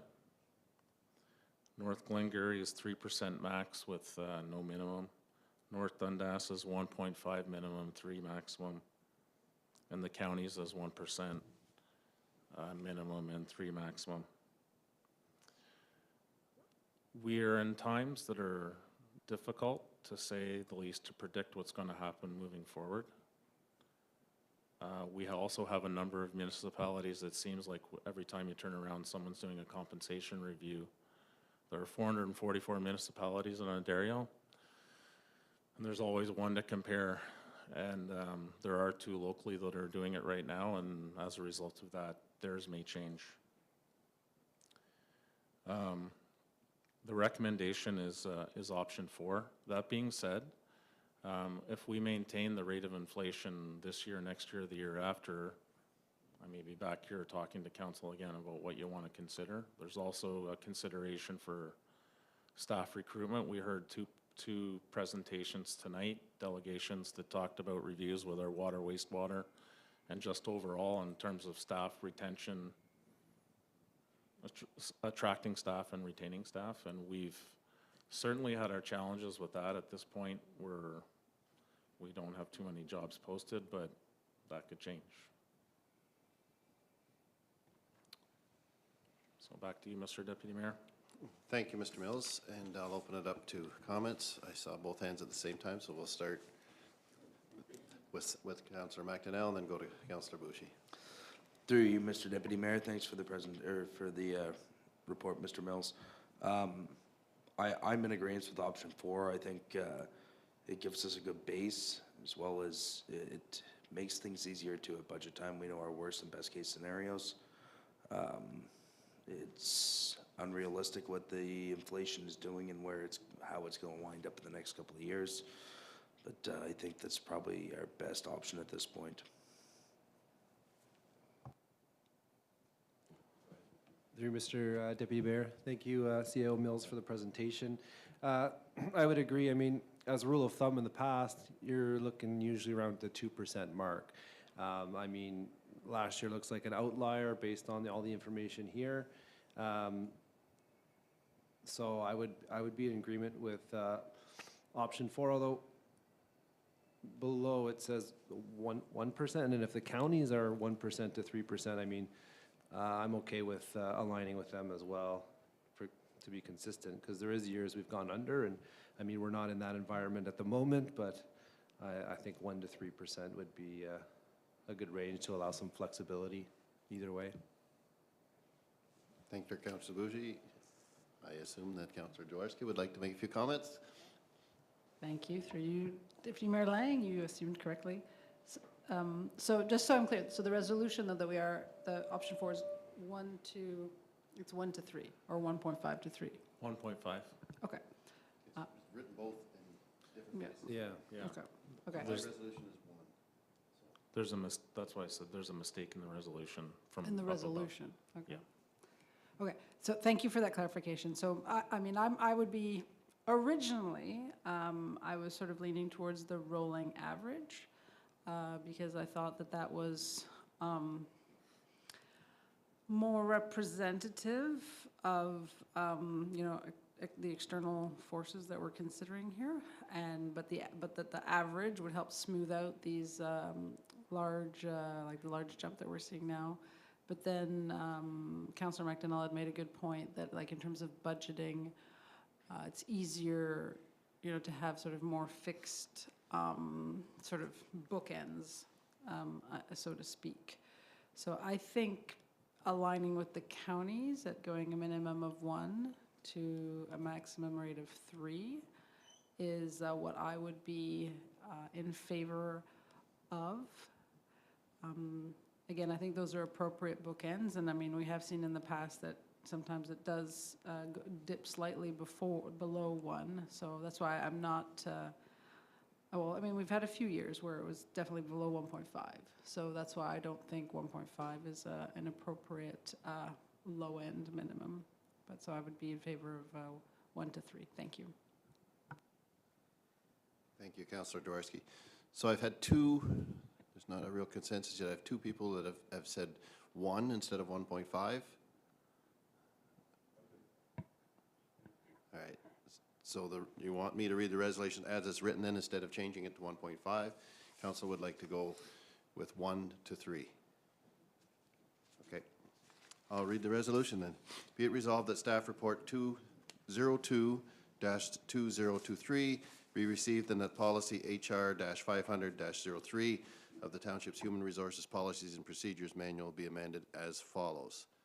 That the procedures section be deleted in its entirety and replaced with the Township's non-union salary grid, which will be adjusted annually based on a 1% minimum and a 3% maximum increase for non-union employees. The adjustment will be effective January 1st each year and based on the Consumer Price Index for Ontario for the 3 years immediately preceding the year of the increase. In the event of a negative average, the non-union salary grid will remain unchanged for the ensuing year. You've all heard the question. All those in favor? That's passed. Thank you. Madam Clerk, would you like me to sign this one?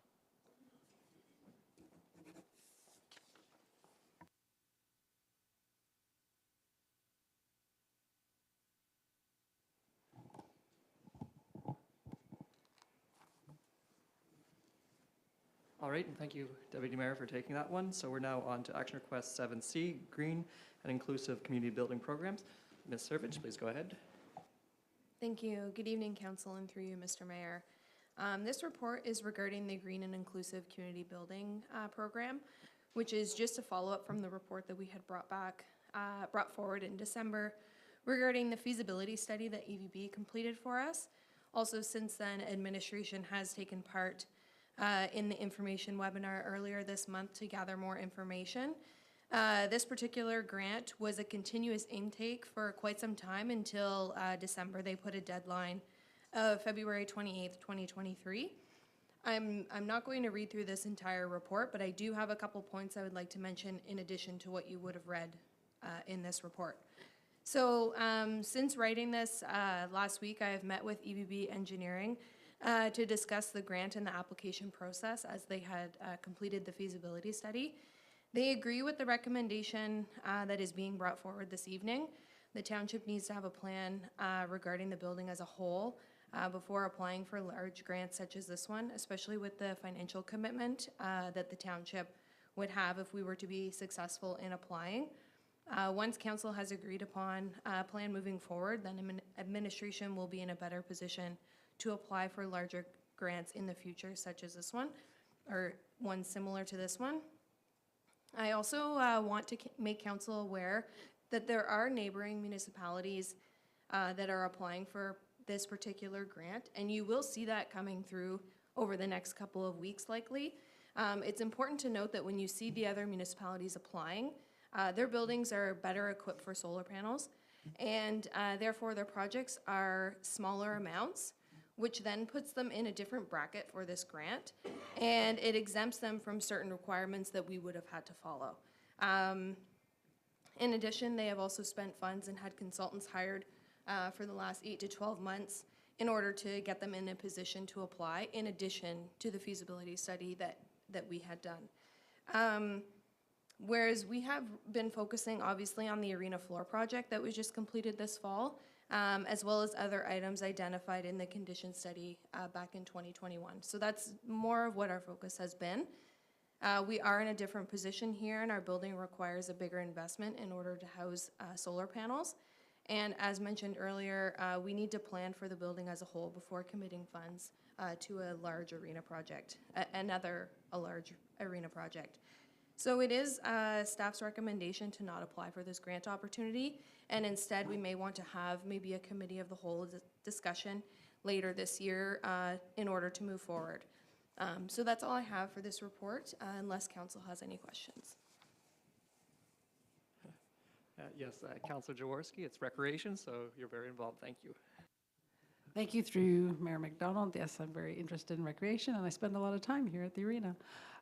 So first of all, Mr. Rich, I want to thank you very much for putting this together. I really appreciate you taking the time to fully understand sort of what this next level of this grant could, potentially look like. And, I feel like I fully concede that we don't have enough time to, go after a large opportunity like this in terms of like information we would need to gather. And I agree with you that we need to have a good look, whole building approach to this and make sure that, what we want to move forward with is, the right solution overall.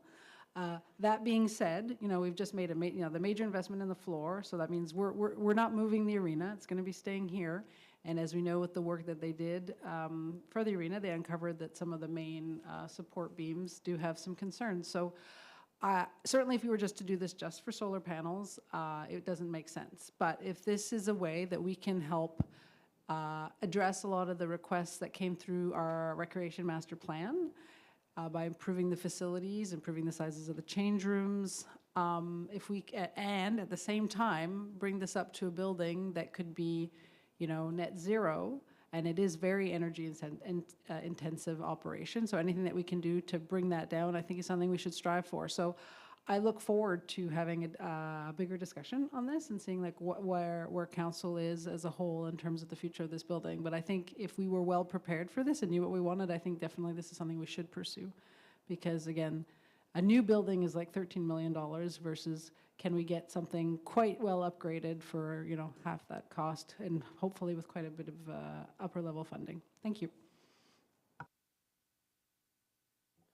All right, thank you. So I think you're okay with this as presented, and we're looking to come back as a future committee of the whole to have that fulsome conversation. So I will read the resolution as it was presented. Moved by Martin Lang, seconded by Trevor Bougie. Be it resolved that staff report 03-2023 be received, and that the Township of South Glengarry does not apply for the Green and Inclusive Community Building Program, and that administration be directed to continue to work on strategically planning for the future of the Charland Recreation Facility. All those in favor? Any of opposed? Seeing none, carried.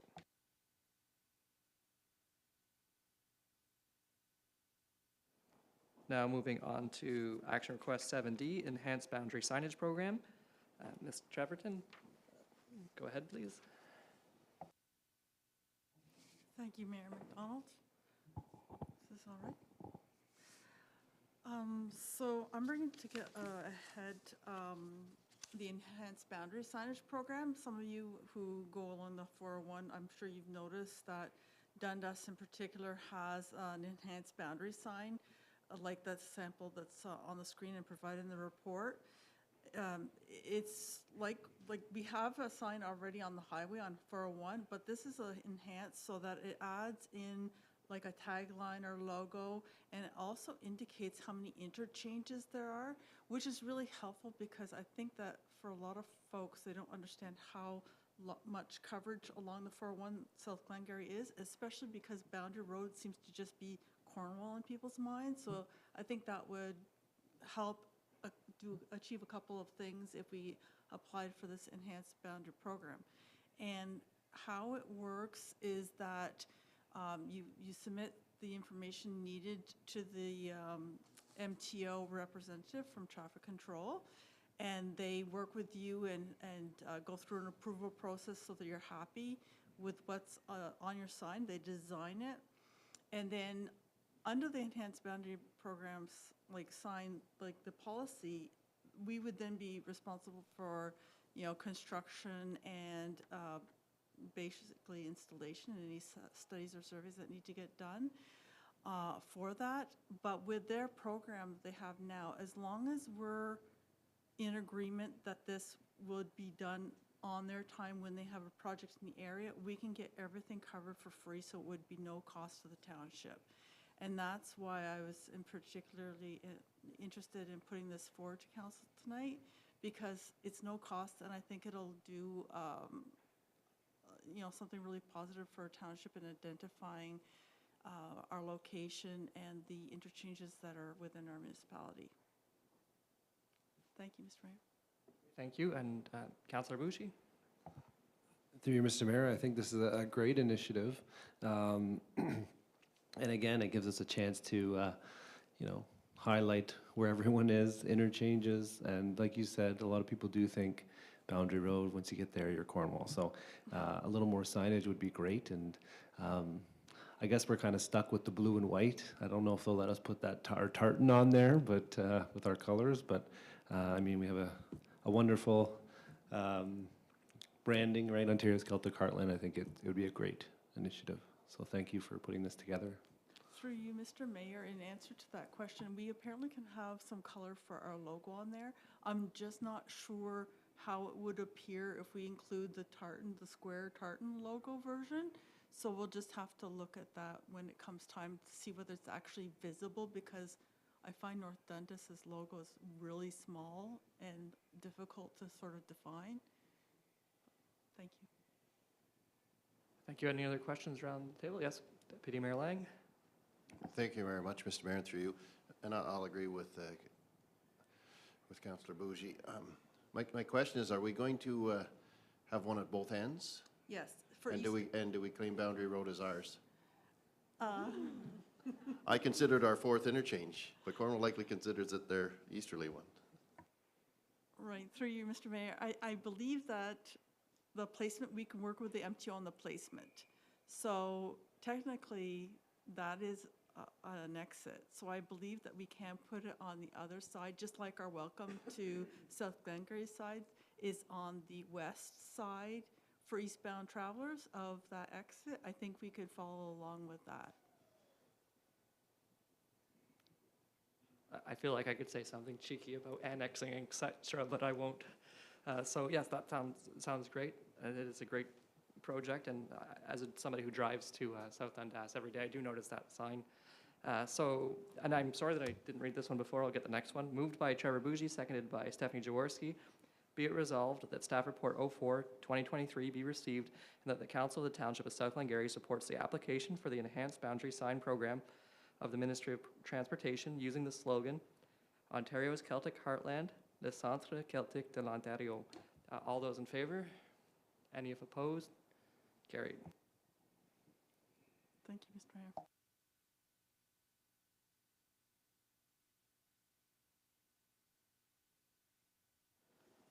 Okay, action request 7E, Blue Box Transition Period Decision. Ms. McDonald. Thank you very much, and through you, Mr. Mayor. I would like to thank council for both listening and discussing earlier today at 5 p.m. For anyone watching live or in the future, if you look for the Committee of the Whole meeting on January 16th at 5 p.m. in the year of 2023, you will hear a robust and long discussion about the Blue Box transition period. With that said, at that Committee of the Whole meeting, I promised an answer to Councillor Jaworski. I do not have an answer. I can tell you that the regulation, well, it was updated this year, did not include any changes to how the targets would be met. And in searching through all of the information on the CIF transition portal, it looks like other municipalities have asked the same question and no answers have been given. So I would encourage council when they're at Roma to really push that and press that and perhaps get an answer at your level. I have nothing else to add apart from the fact that we snuck into the resolution, delegated authority to myself or my position to enter into the agreements needed, so we don't need to keep coming back to council. Thank you. Okay, Councillor Bougie. Through you, Mr. Mayor. Initially, I did lean towards opting out. However, being that Roma is just this week and there is a session, it might give us an opportunity to ask questions with, some of the key players in this regard and maybe get some answers we're looking for. Because I know there's a lot of questions still around the table, and maybe if we defer this even to next council meeting, we might get our answers as early as this week. So, I would put that on the table. Thank you. Would a deferment be interested amongst council? Yeah. Okay, so we'll bring this exact same report pending our returned information for Roma, and it seems like likely to opt out at that point, but thank you for that, and great idea, Councillor Bougie. So we'll defer that one.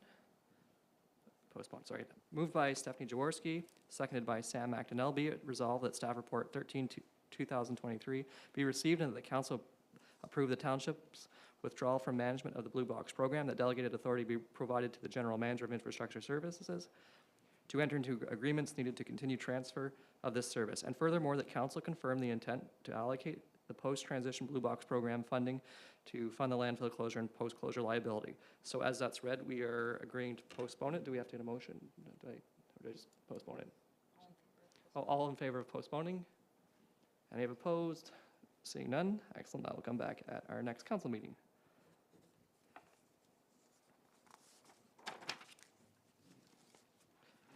So we'll move into section 8 of our council agenda, 8A bylaws, which is 2023 interim taxation bylaw. Mr. Jane.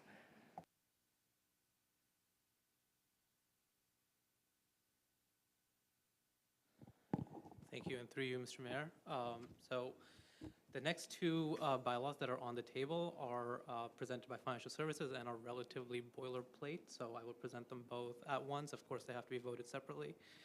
The first one is the interim taxation bylaw, which simply allows the municipality to levy taxes that are approximately 50% of the 2022 tax rates, and we can levy those taxes prior to the adoption of the 2023 budget.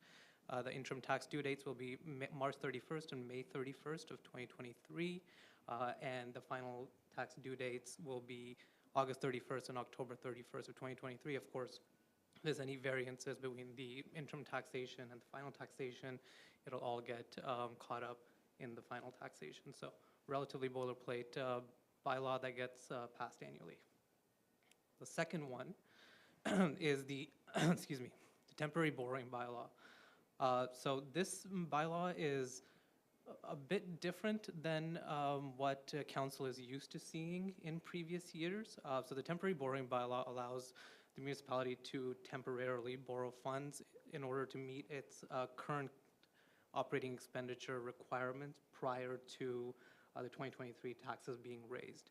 So this year you'll see that there's a little bit more method and methodology to the number that is given there. Previously, council has approved a temporary borrowing bylaw of about $3 million continually. This year it's going to be about $9 million, which will allow us to meet 25% of operating revenue estimates, 25% of estimates to estimated payments to the counties, and 25% of estimated payments to the school boards. It also allows us to meet 100% of our debt servicing costs. However, understanding that currently the township does not have any debt, that results in a zero calculation. So it's going to be $9 million. If anybody has any questions, just slightly less than $9 million. If anybody has any questions, I'd be happy to answer. Okay, we'll start first with the interim, or do you want to discuss them at the same time? I guess we can discuss them at the same time. They're just two different resolutions, so yeah, I'd prefer we'll do interim. Any discussion on the interim bylaw? I'll read that resolution, then we'll switch to the borrowing. So no questions on the interim one. I'll just read that. Then moved by Sam McDonnell, seconded by Martin Lang. Be it resolved that staff report 05-2023 be received, and that bylaw 01-2023, being a bylaw authorizing the levy of interim taxation, be read a first, second, and third time, passed, signed, and sealed in open council the 16th day of January 2023. All those in favor? Any opposed? Seeing none, so carried. And now I will move into questions. I believe Councillor Jaworski had her hand up for the borrowing bylaw. Thank you, through you, Mayor McDonald. Thank you, Mr. Jane, for your presentation. So I was looking through the past ones, and you did confirm that it was it's typically $3 million. So I appreciate that you've it's more of a formula now that we're following to come up with a more specific number. But if we haven't had a requirement to borrow since 1998, I guess I'm trying to. Why did you hit on 25%? Is that specific to the Municipal Act? And is there any additional cost to the township? My understanding is in the past that $3 million line of credit basically cost us nothing. Is that unless we start taking on debt, am I correct that there is no additional cost to the township? Thanks. So the 25% estimate, it's largely due to the fact that we may need to borrow money before our first tax due date is due on March 31st. Usually we raise about 25% of taxation on each due date. So that's why the 25% number is there. And no, there is absolutely no additional cost. So just because we are approving a bylaw to raise up to slightly less than $9 million doesn't mean that we have to do it. And the name of the bylaw, temporary borrowing bylaw, is not a misnomer in the sense that once taxes are raised, that loan or revolving credit facility, whatever we choose to debenture, will be repaid right away. All right, thank you. Is there any other questions? And thank you for putting a formula together. It is much more clear, and it's easier to continue, so thank you for that. Moved by Martin Lang, seconded by Trevor Bougie. Be it resolved that staff report 06-2023 be received, and that bylaw 02-2023, being a bylaw to establish borrowing to an upset limit of $8,995,442 in 2022 be read. Should that say 2023 or? Sorry, yeah, in 2023. I'll just make that amendment. Be read a first, second, and third time, passed, signed, and sealed in open council the 16th day of January 2023. All those in favor? Any opposed? Seeing none, carried. Thank you, Mr. Jane. So now we'll move to bylaw 8C, appointment of committee members. Ms. Campo. Thank you, Mr. Mayor, and through you. Each term of council, council appoints members to its various committees. That would include committees such as the Connectivity Committee, Environment Committee, Agricultural Resource Committee, and so on. So towards the end of last year, we put out a call for applications from members of the public to sit on those committees. Council reviewed those applications at its last regular meeting on December 19th in closed session. So the bylaw that's before you this evening is to finalize the appointments to the various council committees. I would like to note that we did not receive a sufficient number of applications for the Heritage Advisory Committee as well as the Community Improvement Plan Advisory Committee. So we will be issuing another round for applications specific to those two committees, and we'll bring forward a bylaw at a later date to appoint them. But just for the sake of continuation of business and keeping the committees rolling, we do want to go ahead and appoint the other committees where we received enough applications. So that's the bylaw that's before you this evening.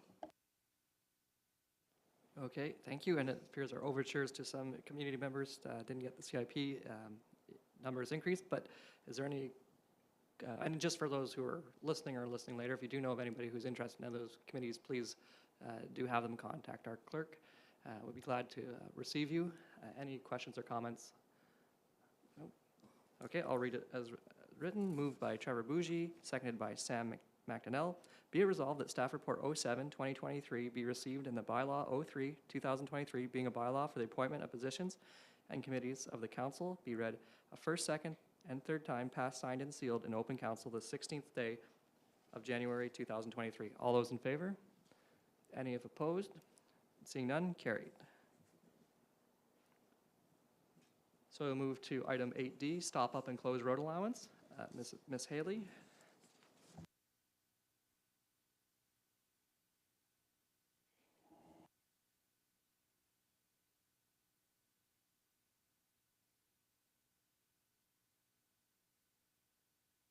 Could you just turn on your mic? I'm sorry, I thought I had turned it on. I Thank must you. have turned it off. So sorry for that. Did you hear what I said initially? That's good. Would have, but I don't know the people online. I don't Okay, for later I'll viewing. just continue. Thank you. So the purpose of bringing the staff report before you this evening is, at a previous meeting, council directed administration to dispose of this property and to sell it to a local property owner. And that direction was followed through with. The information was provided to our solicitor to achieve that task. And the solicitor then came back and said that this bylaw was required in order to be able to transfer the land. So the bylaw that's before you this evening is simply to stop up and close the road allowance. As council may know, that this was originally a county road allowance. Typically your roads or the infrastructure manager would be bringing these types of reports before council. But because I've been dealing with this file from day one and because it was formerly a county road, it was just easy to continue the process. And we hope that we have are able to transfer that land in the very near future if this bylaw is passed this evening. So the bylaw is before you for your consideration and hopefully approval. Thank you. Yes, you're right. This is quite familiar with us. Any questions or comments? Excellent. Moved by Sam McDonnell, seconded by Stephanie Jaworski. Be it resolved that staff report 08-2023 be received and that bylaw 04-2023 being a bylaw to stop up and close the road allowance being comprised of PIN 6712100479 that is described as all of South Branch Road, north side of William Street, registered plan 19, Williamstown, in the geographic township of Schlottenburg, now in the township of South Glengarry, be read a first, second, and third time, passed, signed, and sealed in open council the 16th day of January 2023. All those in favor? Any opposed? Seeing none, carried. Thank you, Ms. Haley. I believe you're up for this next one, 8E, Delegation Authority Bylaw for Land Use Planning. Thank you, Mr. Mayor. I'm going to take a little bit more time on this staff report just because there's a lot of new information that's before council this evening.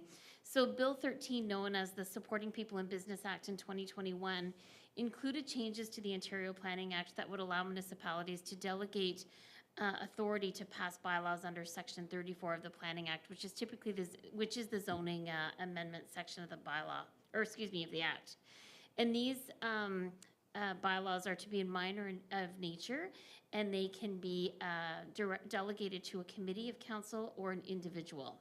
So in order to delegate the authority, the municipality's official plan must include policies that would specify the type of bylaws that can be delegated.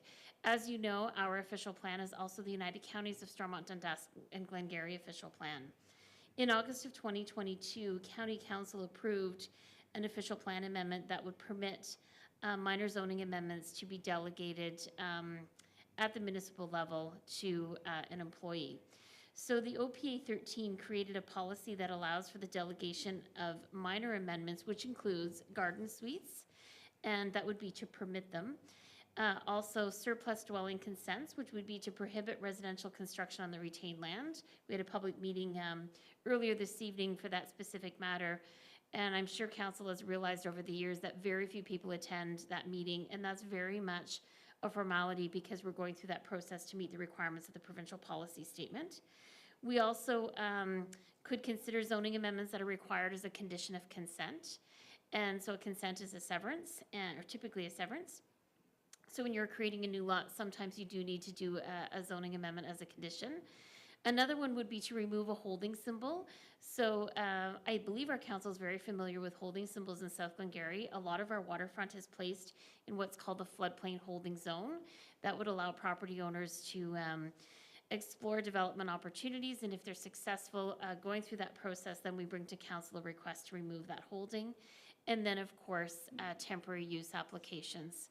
So in Official Plan Amendment 13, over and above the delegation of minor zoning amendments, they also delegated authority for part lot control. I'll explain that for a second. So part lot control is typically done in plans of subdivisions. A very clean example would be if you construct a semi-detached dwelling on an existing lot, instead of having to go through a severance process to create a lot line on the main wall, you would go through a process that's called part lot control that would remove the part lot approval and allow a new lot line to be created, and it's a much cleaner and faster process. And the way it works is a bylaw is prepared, it's brought to council. Council actually does not have the approval authority for part lot control. So then that bylaw is approved by council, sent to the United Counties for approval. So it's almost like a two-step approval process, which is why it's being recommended to delegate that initial step to administration to speed up the process.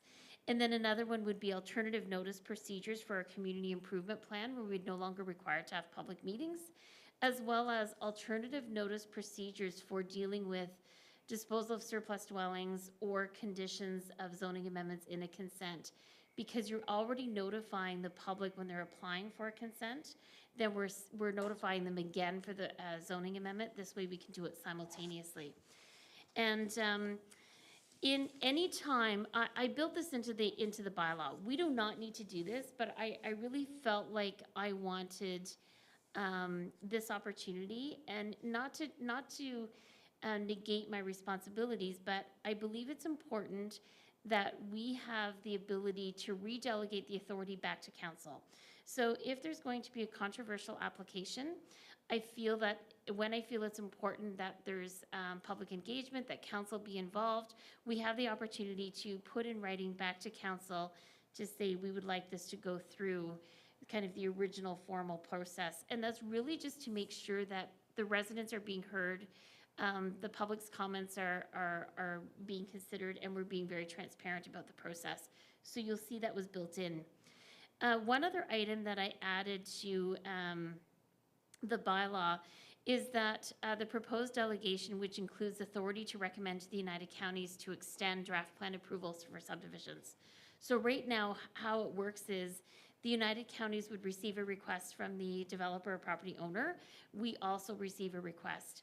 The counties then directs me to ask council to consider if there's any concerns with extending that draft approval. The county essentially doesn't need to do that because they are the approval authority, but they're being respectful of South Glengarry's wishes. So we then write a staff report recommending to council to recommend to the United Counties to extend that draft plan. So again, it's kind of a little bit of red tape when it could be done much more efficiently and communicated to council in a different way. We also looked at the delegation of the bylaw for the delegation bylaw for these planning processes do not change the process in terms of public notification. The Planning Act did not make those changes. We're still obligated to notify the public, and rightly so. They do need to be aware of what's going on in their community. And the purpose of this is really to make processes more efficient. And that's why we're seeing the changes in the Planning Act. That's why the county brought forward the official plan amendment to see the efficiencies. One last item to point out, you will see in the delegation bylaw that if such thing, in my absence, that our CAO has the ability to delegate it to a consultant or another municipal employee, which I think is important to continue advancing business. And you'll also see that we added in the bylaw at the very end that our CAO also has the ability to refund a fee that's been set out in our fee bylaw. And to give you a good example of that, in 2022, we refunded a minor variance application fee as per the direction of council because of inadequate wording in our zoning bylaw that was very confusing. And that's something that I think our CAO is very capable of making a good judgment on without having the individual to wait for a council meeting, bring a staff report, and wait for council's approval. So I'm hoping that council is satisfied with the attached bylaw. I appreciate it if you approve it with allowing administration to bring those more difficult or controversial applications back to you so that we do have a proper process. And we'll continue to monitor this in 2023 and make sure it's working out well. We'll report to council accordingly. And if we need changes, we'll be amending the bylaw accordingly. So thank you. Thank you, Ms. Haley. We'll go Deputy Mayor Lang and then Councillor Jaworski. Thank you, Mr. Mayor, through you. I'm basically in favor, but I don't have a copy of the bylaw. So I haven't really seen, we didn't have a chance to read it. We read your report, which likely covers most of it, but I didn't get a copy of the bylaw in my package. So with that, perhaps, I mean, if you're not comfortable without reading the full bylaw, could we then defer it for the next meeting, same report, just to go through that one? So I'll read the resolution as it is, if that's the case. Okay, great. Oh, yeah, well, yeah, we have a moment to discuss it. Go ahead. Thank you. Go ahead, Councillor Jaworski. Yeah, I mean, I noticed the bylaw wasn't there, but I guess for some reason, I thought that it was coming next, but that's because I probably should have noted it to you earlier. Sorry about that.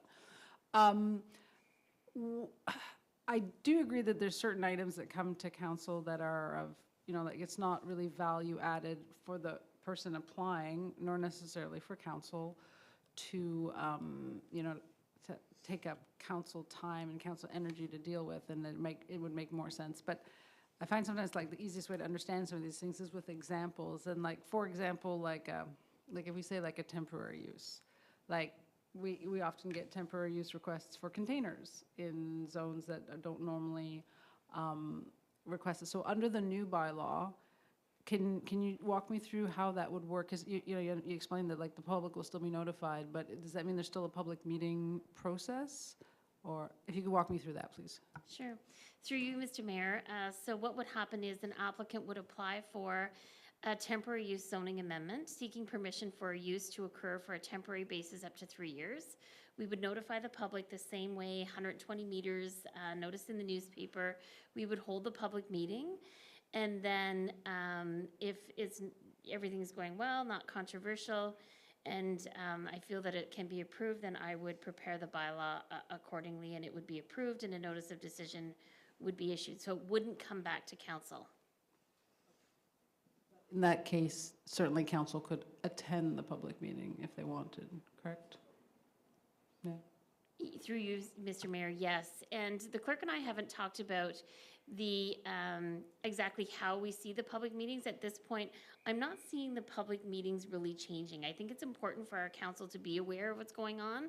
I think it's important to have it chaired independent of myself. It shouldn't be a public meeting of really of me and the clerk. But again, we're going to learn these things as we go, because this is new to many municipalities in the province, and we'll find an efficient way while still keeping you informed.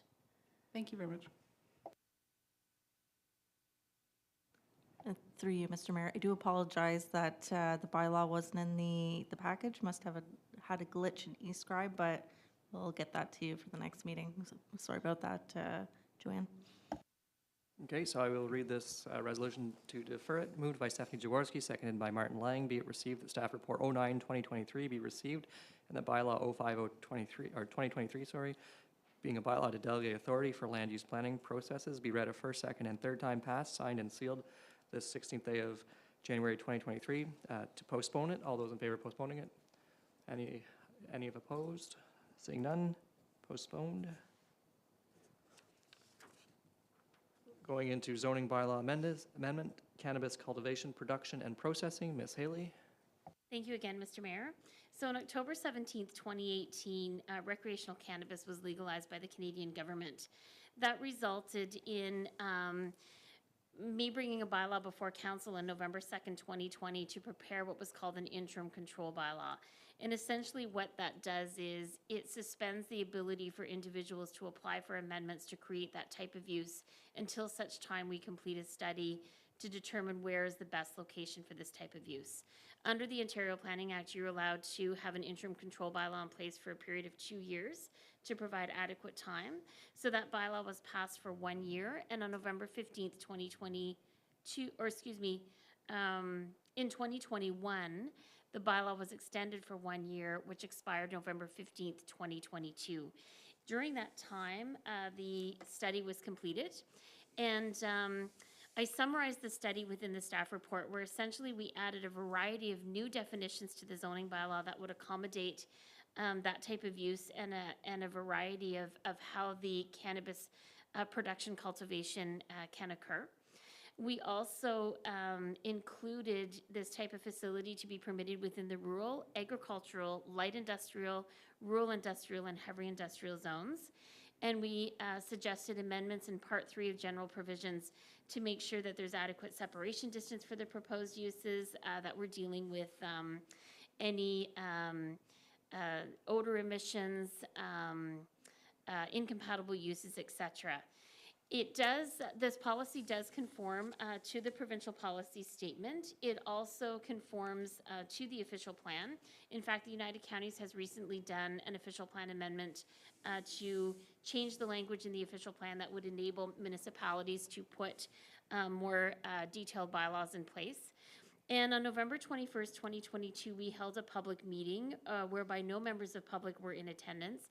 In fact, the request from the public for these types of facilities has drastically diminished, not only because of our interim control bylaw, but I believe more so because of it's not as popular as it was initially when it first became legalized. So as I mentioned in the public meeting, there was no members of the public in attendance. However, we did have one of our councillors that expressed concerns about adequate power supply. So both Max Irwin and myself completed research of other bylaws throughout the province to determine if they had provisions in their bylaws to address this. We didn't find anything. However, I did prepare a requirement indicating that the owners will be provided to provide confirmation that adequate power supply is available and can service the subject property without negatively impacting adjacent property owners. The purpose of this requirement is to ensure adequate power supply is available in the surrounding area for existing and proposed uses. So it's meant to ensure that if we had vacant land nearby, that it doesn't stop that vacant land from being developed, because everyone has the right to an adequate power supply. And the way to achieve that requirement in the general provisions would be to have a study conducted by a professional, typically an engineering firm, where they would work with, could be, Ontario Hydro or Cornwall Electric, to determine what's the power source in that area. Does it need to be improved or updated? So thank you for that input, and we've included it in the bylaw. And other than that, I feel the bylaw is very straightforward. It's also consistent with our abutting municipalities. So we should be fairly consistent across SD&G and how we're treating these type of facilities. I believe there's only a couple municipalities that need to put their policies in place. So thank you. Okay, at this point, are there any questions or comments? Councillor McDonnell? Through you, Mr. Mayor, thank you, Ms. Haley, for the for your presentation, and thank you for including that. I know it's not the top of mind thing, especially when we see these things going in, but as we learn more and more about them, we see more and more pressures, especially on mine and the deputy mayor's industry, as far as lack of power and causing shortages for motors, electric motors on farms and on elevators. And 90 feet up is a long ways up to change a heavy enough motor, so thank you for that. Okay, great. Seeing no other hands up, I will read the resolution as written. Moved by Martin Lang, seconded by Trevor Bougie. Be it resolved that staff report 10/2023 be received in the bylaw 06/2023, being a bylaw to amend bylaw 3809, the comprehensive zoning bylaw for the Township of South Glengarry, to permit and regulate cannabis cultivation, production, and processing in South Glengarry, be read a first, second, and third time, passed, signed, and sealed, and open to council the 16th day of January 2023. All those in favor? Any if opposed? Seeing none, carried. All right, we'll move to 8G, Tessier zoning bylaw amendment. Ms. Haley again.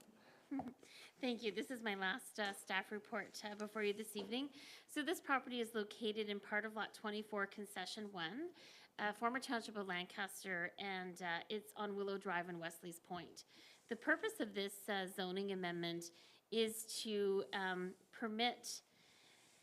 is to rezone the subject property from limited services residential to limited services special exception 12 to permit a proposed residential garage to be the main permitted use on the subject property that will be 195.1 square meters in area, and to recognize the existing non-conforming status of the existing garage. We just couldn't find previous approvals for that, and it's been there for quite some time. This property is approximately 0.35 acres in area, and these properties sometimes are quite small for residential development. If this bylaw is approved, based on the current structures on the site as well as the proposed, it'll be very difficult to locate a dwelling on there, in my opinion, just because of lack of space for a building envelope and septic. However, if they ever did choose to remove those existing garages, it could maybe perhaps create that opportunity if that were to occur down the road. The proposed use does conform to the provincial policy statement and the official plan. We went through the public process. We had the public meeting on November 21st. We received no comments, no phone calls, no members of the public in attendance with the exception of the applicant.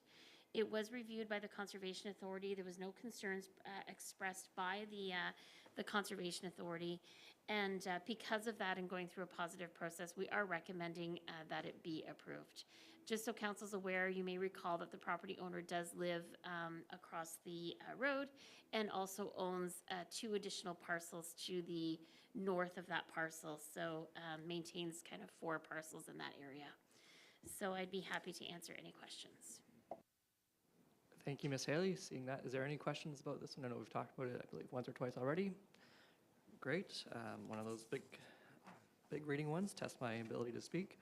Moved by Trevor Bougie, seconded by Sam McDonnell. Be it resolved that staff report 11, 2023 be received and that bylaw 07, 2023 being a bylaw to amend bylaw 3809 to rezone the property legally described as part lot 24, concession 1, in the geographic township of Lancaster, pin 6713606990, now in the township of South Glengarry, county of Glengarry, located on the north side of Willow Drive, Wesley's Point, Lancaster, from limited service residential to limited service residential special exemption 12, LSR 12, to permit a proposed residential garage to be the main permitted use on the subject property that will be 195.1 square meters in the area, and to recognize the non-conforming status of the existing garage. Be read a first, second, third time, passed, signed, and sealed in open council this 16th day of January 2023. The Council of the Township of South Glengarry confirms that no comments from the public were received on this application, therefore there was no effect on the decision. All those in favor? Any if opposed? Seeing none, carried. All right, we'll move to the SDNG County Friends of the Summerstown Trails MOU. Ms. McDonald. And then after that, if Deputy Mayor Lang, if you want to start on that one from this morning's conversations. So Ms. McDonald first. Excellent, thank you. And through you, Mr. Mayor, I'll start out by saying that, I'm just going to jump right into it. So the Stormont, Nedaston United Counties have a number of managed forests, and they have recently upped their game, so to speak, in terms of their management and hired a forester. I believe that position came online last August or September of 2022. At about that time, their memorandum of understanding between themselves and the Friends of the Summerstown Trails expired, and they were looking to enter into a new MOU and approached us. So the Friends of the Summerstown Trails is a community not-for-profit corporation that promotes the interest of outdoor recreation, physical fitness, health, and the appreciation of nature in the community. And they groom the trails and provide programming at Summerstown Trails, which is located here in South Glengarry, just north of Summerstown.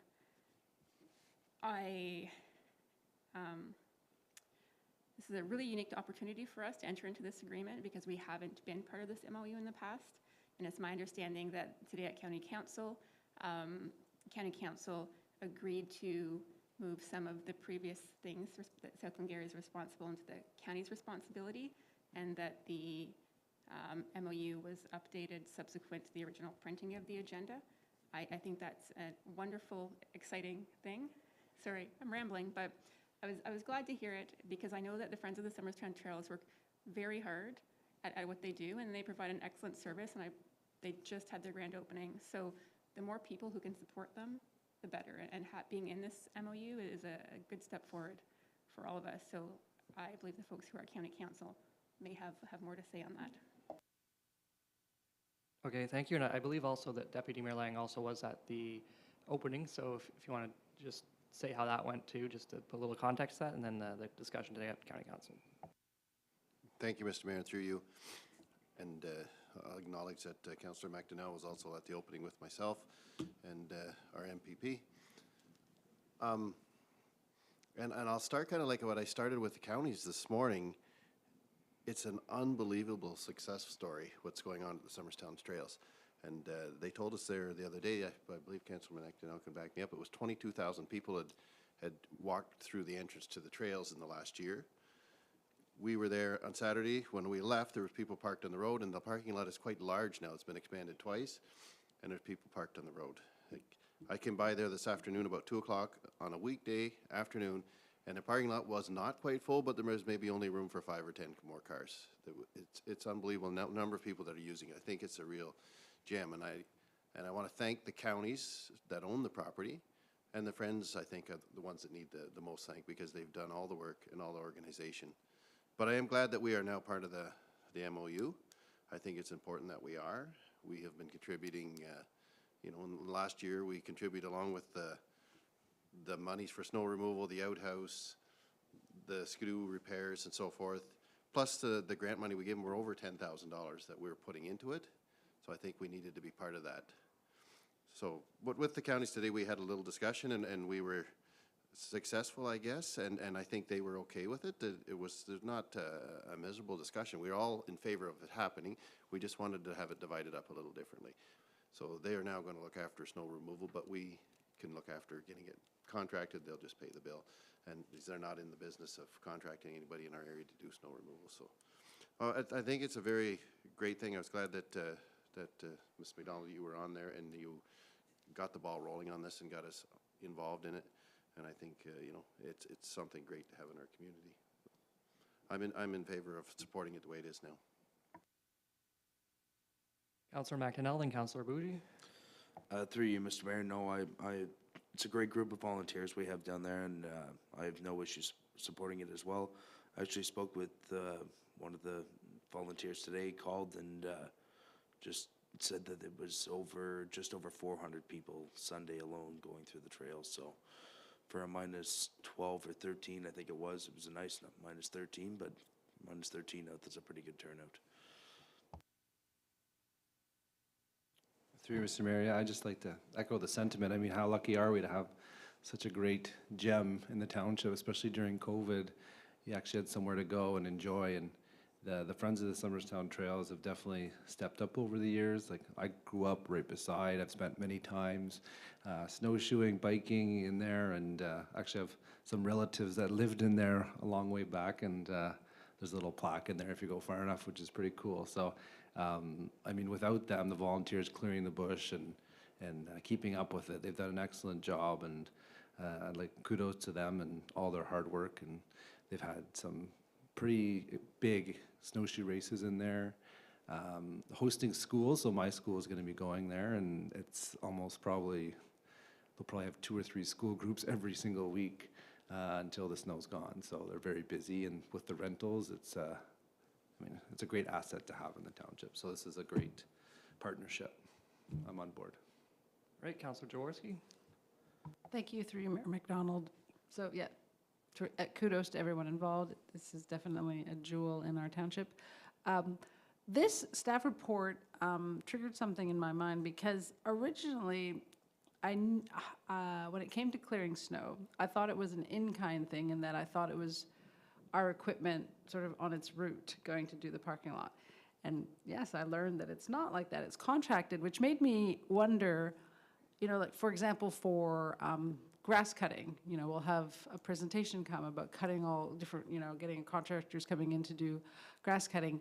And I don't think we've had something similar when it comes to these contracted snow removals. And I'm guessing that we have some here and there. And so it might be something worth bringing to council as a bundled thing. Perhaps it doesn't reach the level of, the procurement, thank you, the procurement levels for it, but it might be something to bring, and there might be other organizations who might want to bundle in with that as well for, that larger buying power. So I just wanted to mention that. Thank you. All right, thank you. And yeah, I was under the impression that, well, just my past experience, that I thought we did go to council at one point to, for the winter maintenance, but if not. Okay, through you, Mr. Mayor. I'm looking over here, but I think we did put it out to tender, and the response was not great. We were having difficulty because the insurance went up so much on the providers, so we were sort of piecemealing it to find people to do it, or companies to do it. Great, Ms. McDonald? That is correct, and through you, Mr. Mayor. It was right before I arrived. I arrived as the decisions were being made, but it's the contract. The RFP went out, and it was separated into 4 separate zones. One zone received 1 bid. The other 3 zones received no bids. So we went out and sole sourced for a period of 2 years, and that contract will be coming up, and will go back out in the late summer, early fall of 2023. Okay, thank you. That's good perspective. If I may, if we do that again, I'd like to maybe make that known, because there probably are other organizations who might want to join in to be part of that, like a co bid. Thanks. Okay, excellent. So for the Friends of the Summerstown Trails, I'll read the motion. Oh, sorry, Councillor McDonnell. Through you, Mr. Mayor, I think too, part of it was with a lot of those contracts, if I remember correctly, we were having trouble more specifically with shoveling and clearing that part of the contracts. I think, if I'm not mistaken, that as well as salting. Not many insurance companies are touching those companies, those snow removal companies for it, just based on the liability. It's mostly all salt upon request now. So just a point of that, it's pretty hard to get anybody to bid on them these days based on the insurance. All right, good to know. And then back to the Summerstown Trails. I guess that would probably apply there, getting people to snowplow. So good overall advice. Moved by Sam McDonnell, seconded by Stephanie Jaworski. Be it resolved that Staff Report 12/2023 be received in the bylaw 08/2023, being a bylaw to enter into a memorandum of understanding between the Township of South Glengarry, the County of SDNG, and the Friends of the Summerstown Trails. Be read a first, second, and third time. Passed, signed, and sealed in open council the 16th day of January. All those in favor? Any if opposed? Seeing none, carried. We'll move to section, or not section, but bylaw 8I, Sapphire Estates Phase 5 Public Road. Ms. McDonald. Thank you, and through you, Mayor McDonald. I don't have much to add to my report. There are no additional points to make, but in a nutshell, it is to open 310 meters of Sapphire Drive northward from the existing road stoppage, and to have the township just continue north with our snow plow and plow that 310 meters. There are a few nuances in the report, but I trust you've read it and I can answer any questions.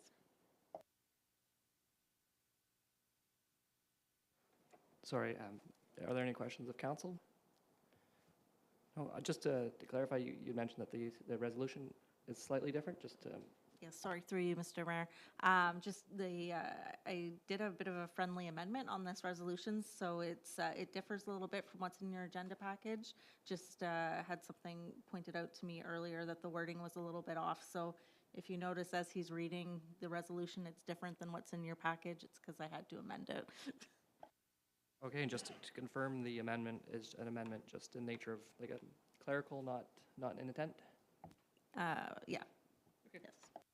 Thank you. Moved by Stephanie Jaworski, seconded by Martin Lang. Be it resolved that Staff Report 14/2023 be received and that Bylaw 09/2023, being a bylaw to accept certain lands as road allowance within the township and to dedicate to the public use as a public highway, be read a first, second, and third time, passed, signed, and sealed in open council the 16th day of January 2023. All those in favor? Any if opposed? Carried.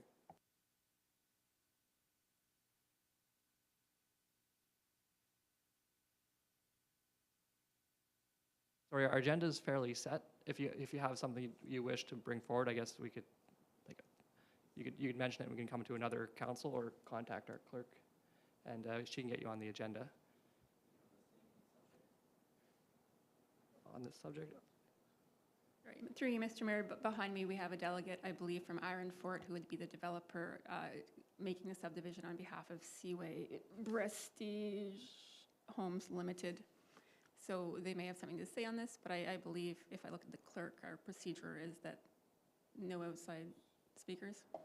Yes, through you, Mr. Mayor, typically, we do not permit delegations from the public when we are on our regular agenda items outside of presentations and delegations, but of course, that is at your discretion as the mayor. Okay, well, I don't rule autocratically. Is there any interest to have a moment? Like, how long would you be looking for, and is it topical?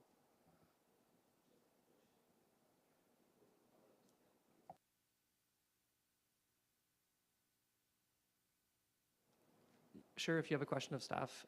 Yes, sorry.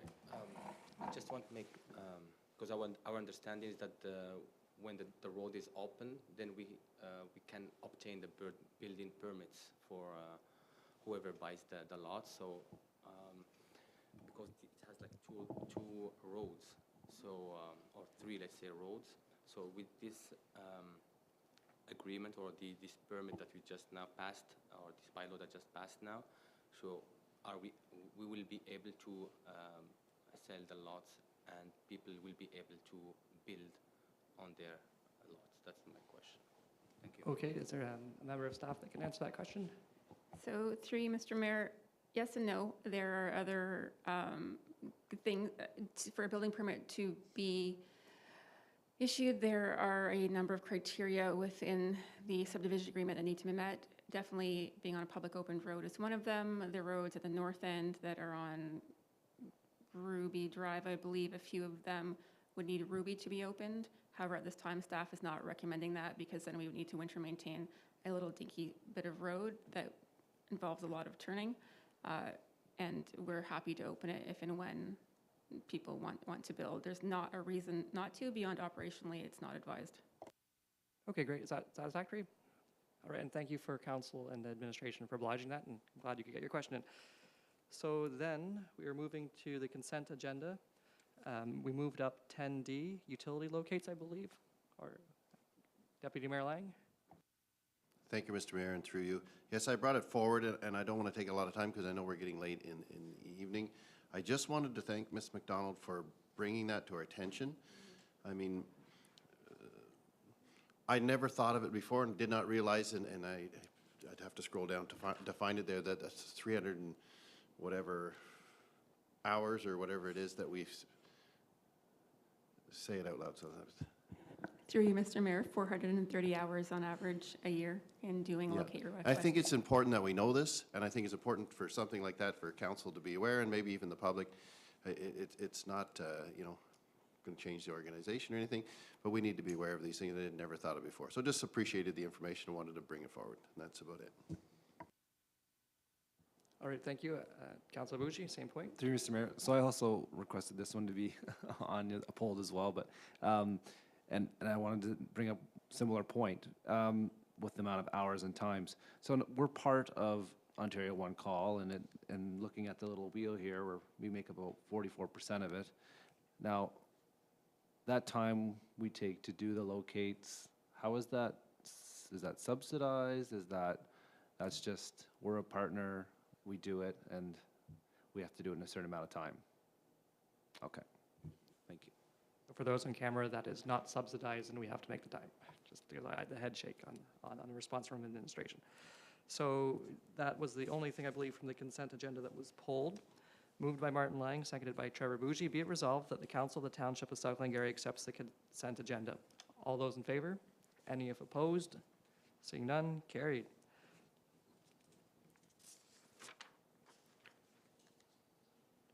All right, we will be now moving into closed session. And we had one addition to the closed session, and that was an agreement to be discussed. So I guess I could just put agreement here. We'll just amend the motion. Just one moment, please.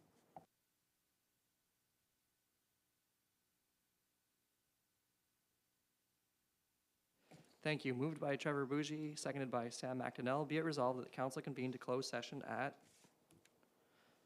10:01 PM to discuss the following items under section 239(2) of the Municipal Act, SO 2001.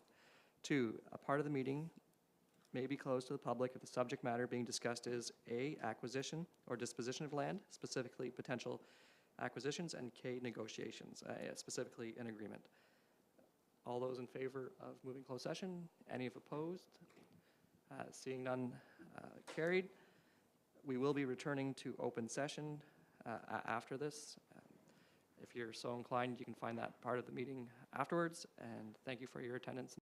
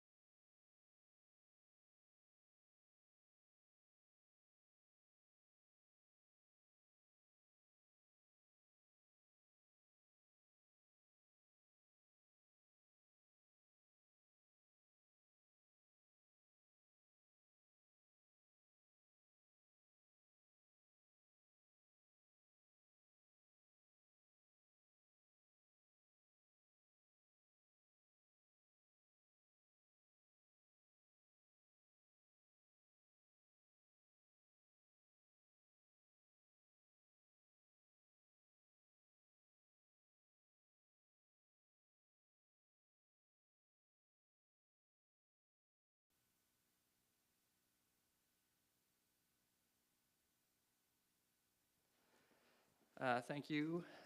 We're coming out of closed session, so moved by Stephanie Jaworski, seconded by Martin Lang. Be it resolved that bylaw 10/2023, being a bylaw to adopt, confirm, and ratify matters dealt with by resolution, be read a first, second, and third time, passed, signed, and sealed in open council the 16th day of January 2023. All those in favor? Any opposed? Seeing none, carried. Moved by Martin Lang, seconded by Trevor Bougie. Be it resolved that the Council of the Township of South Glengarry adjourn to the call of the chair at 10:59 p.m. All those in favor? Any opposed? Carried.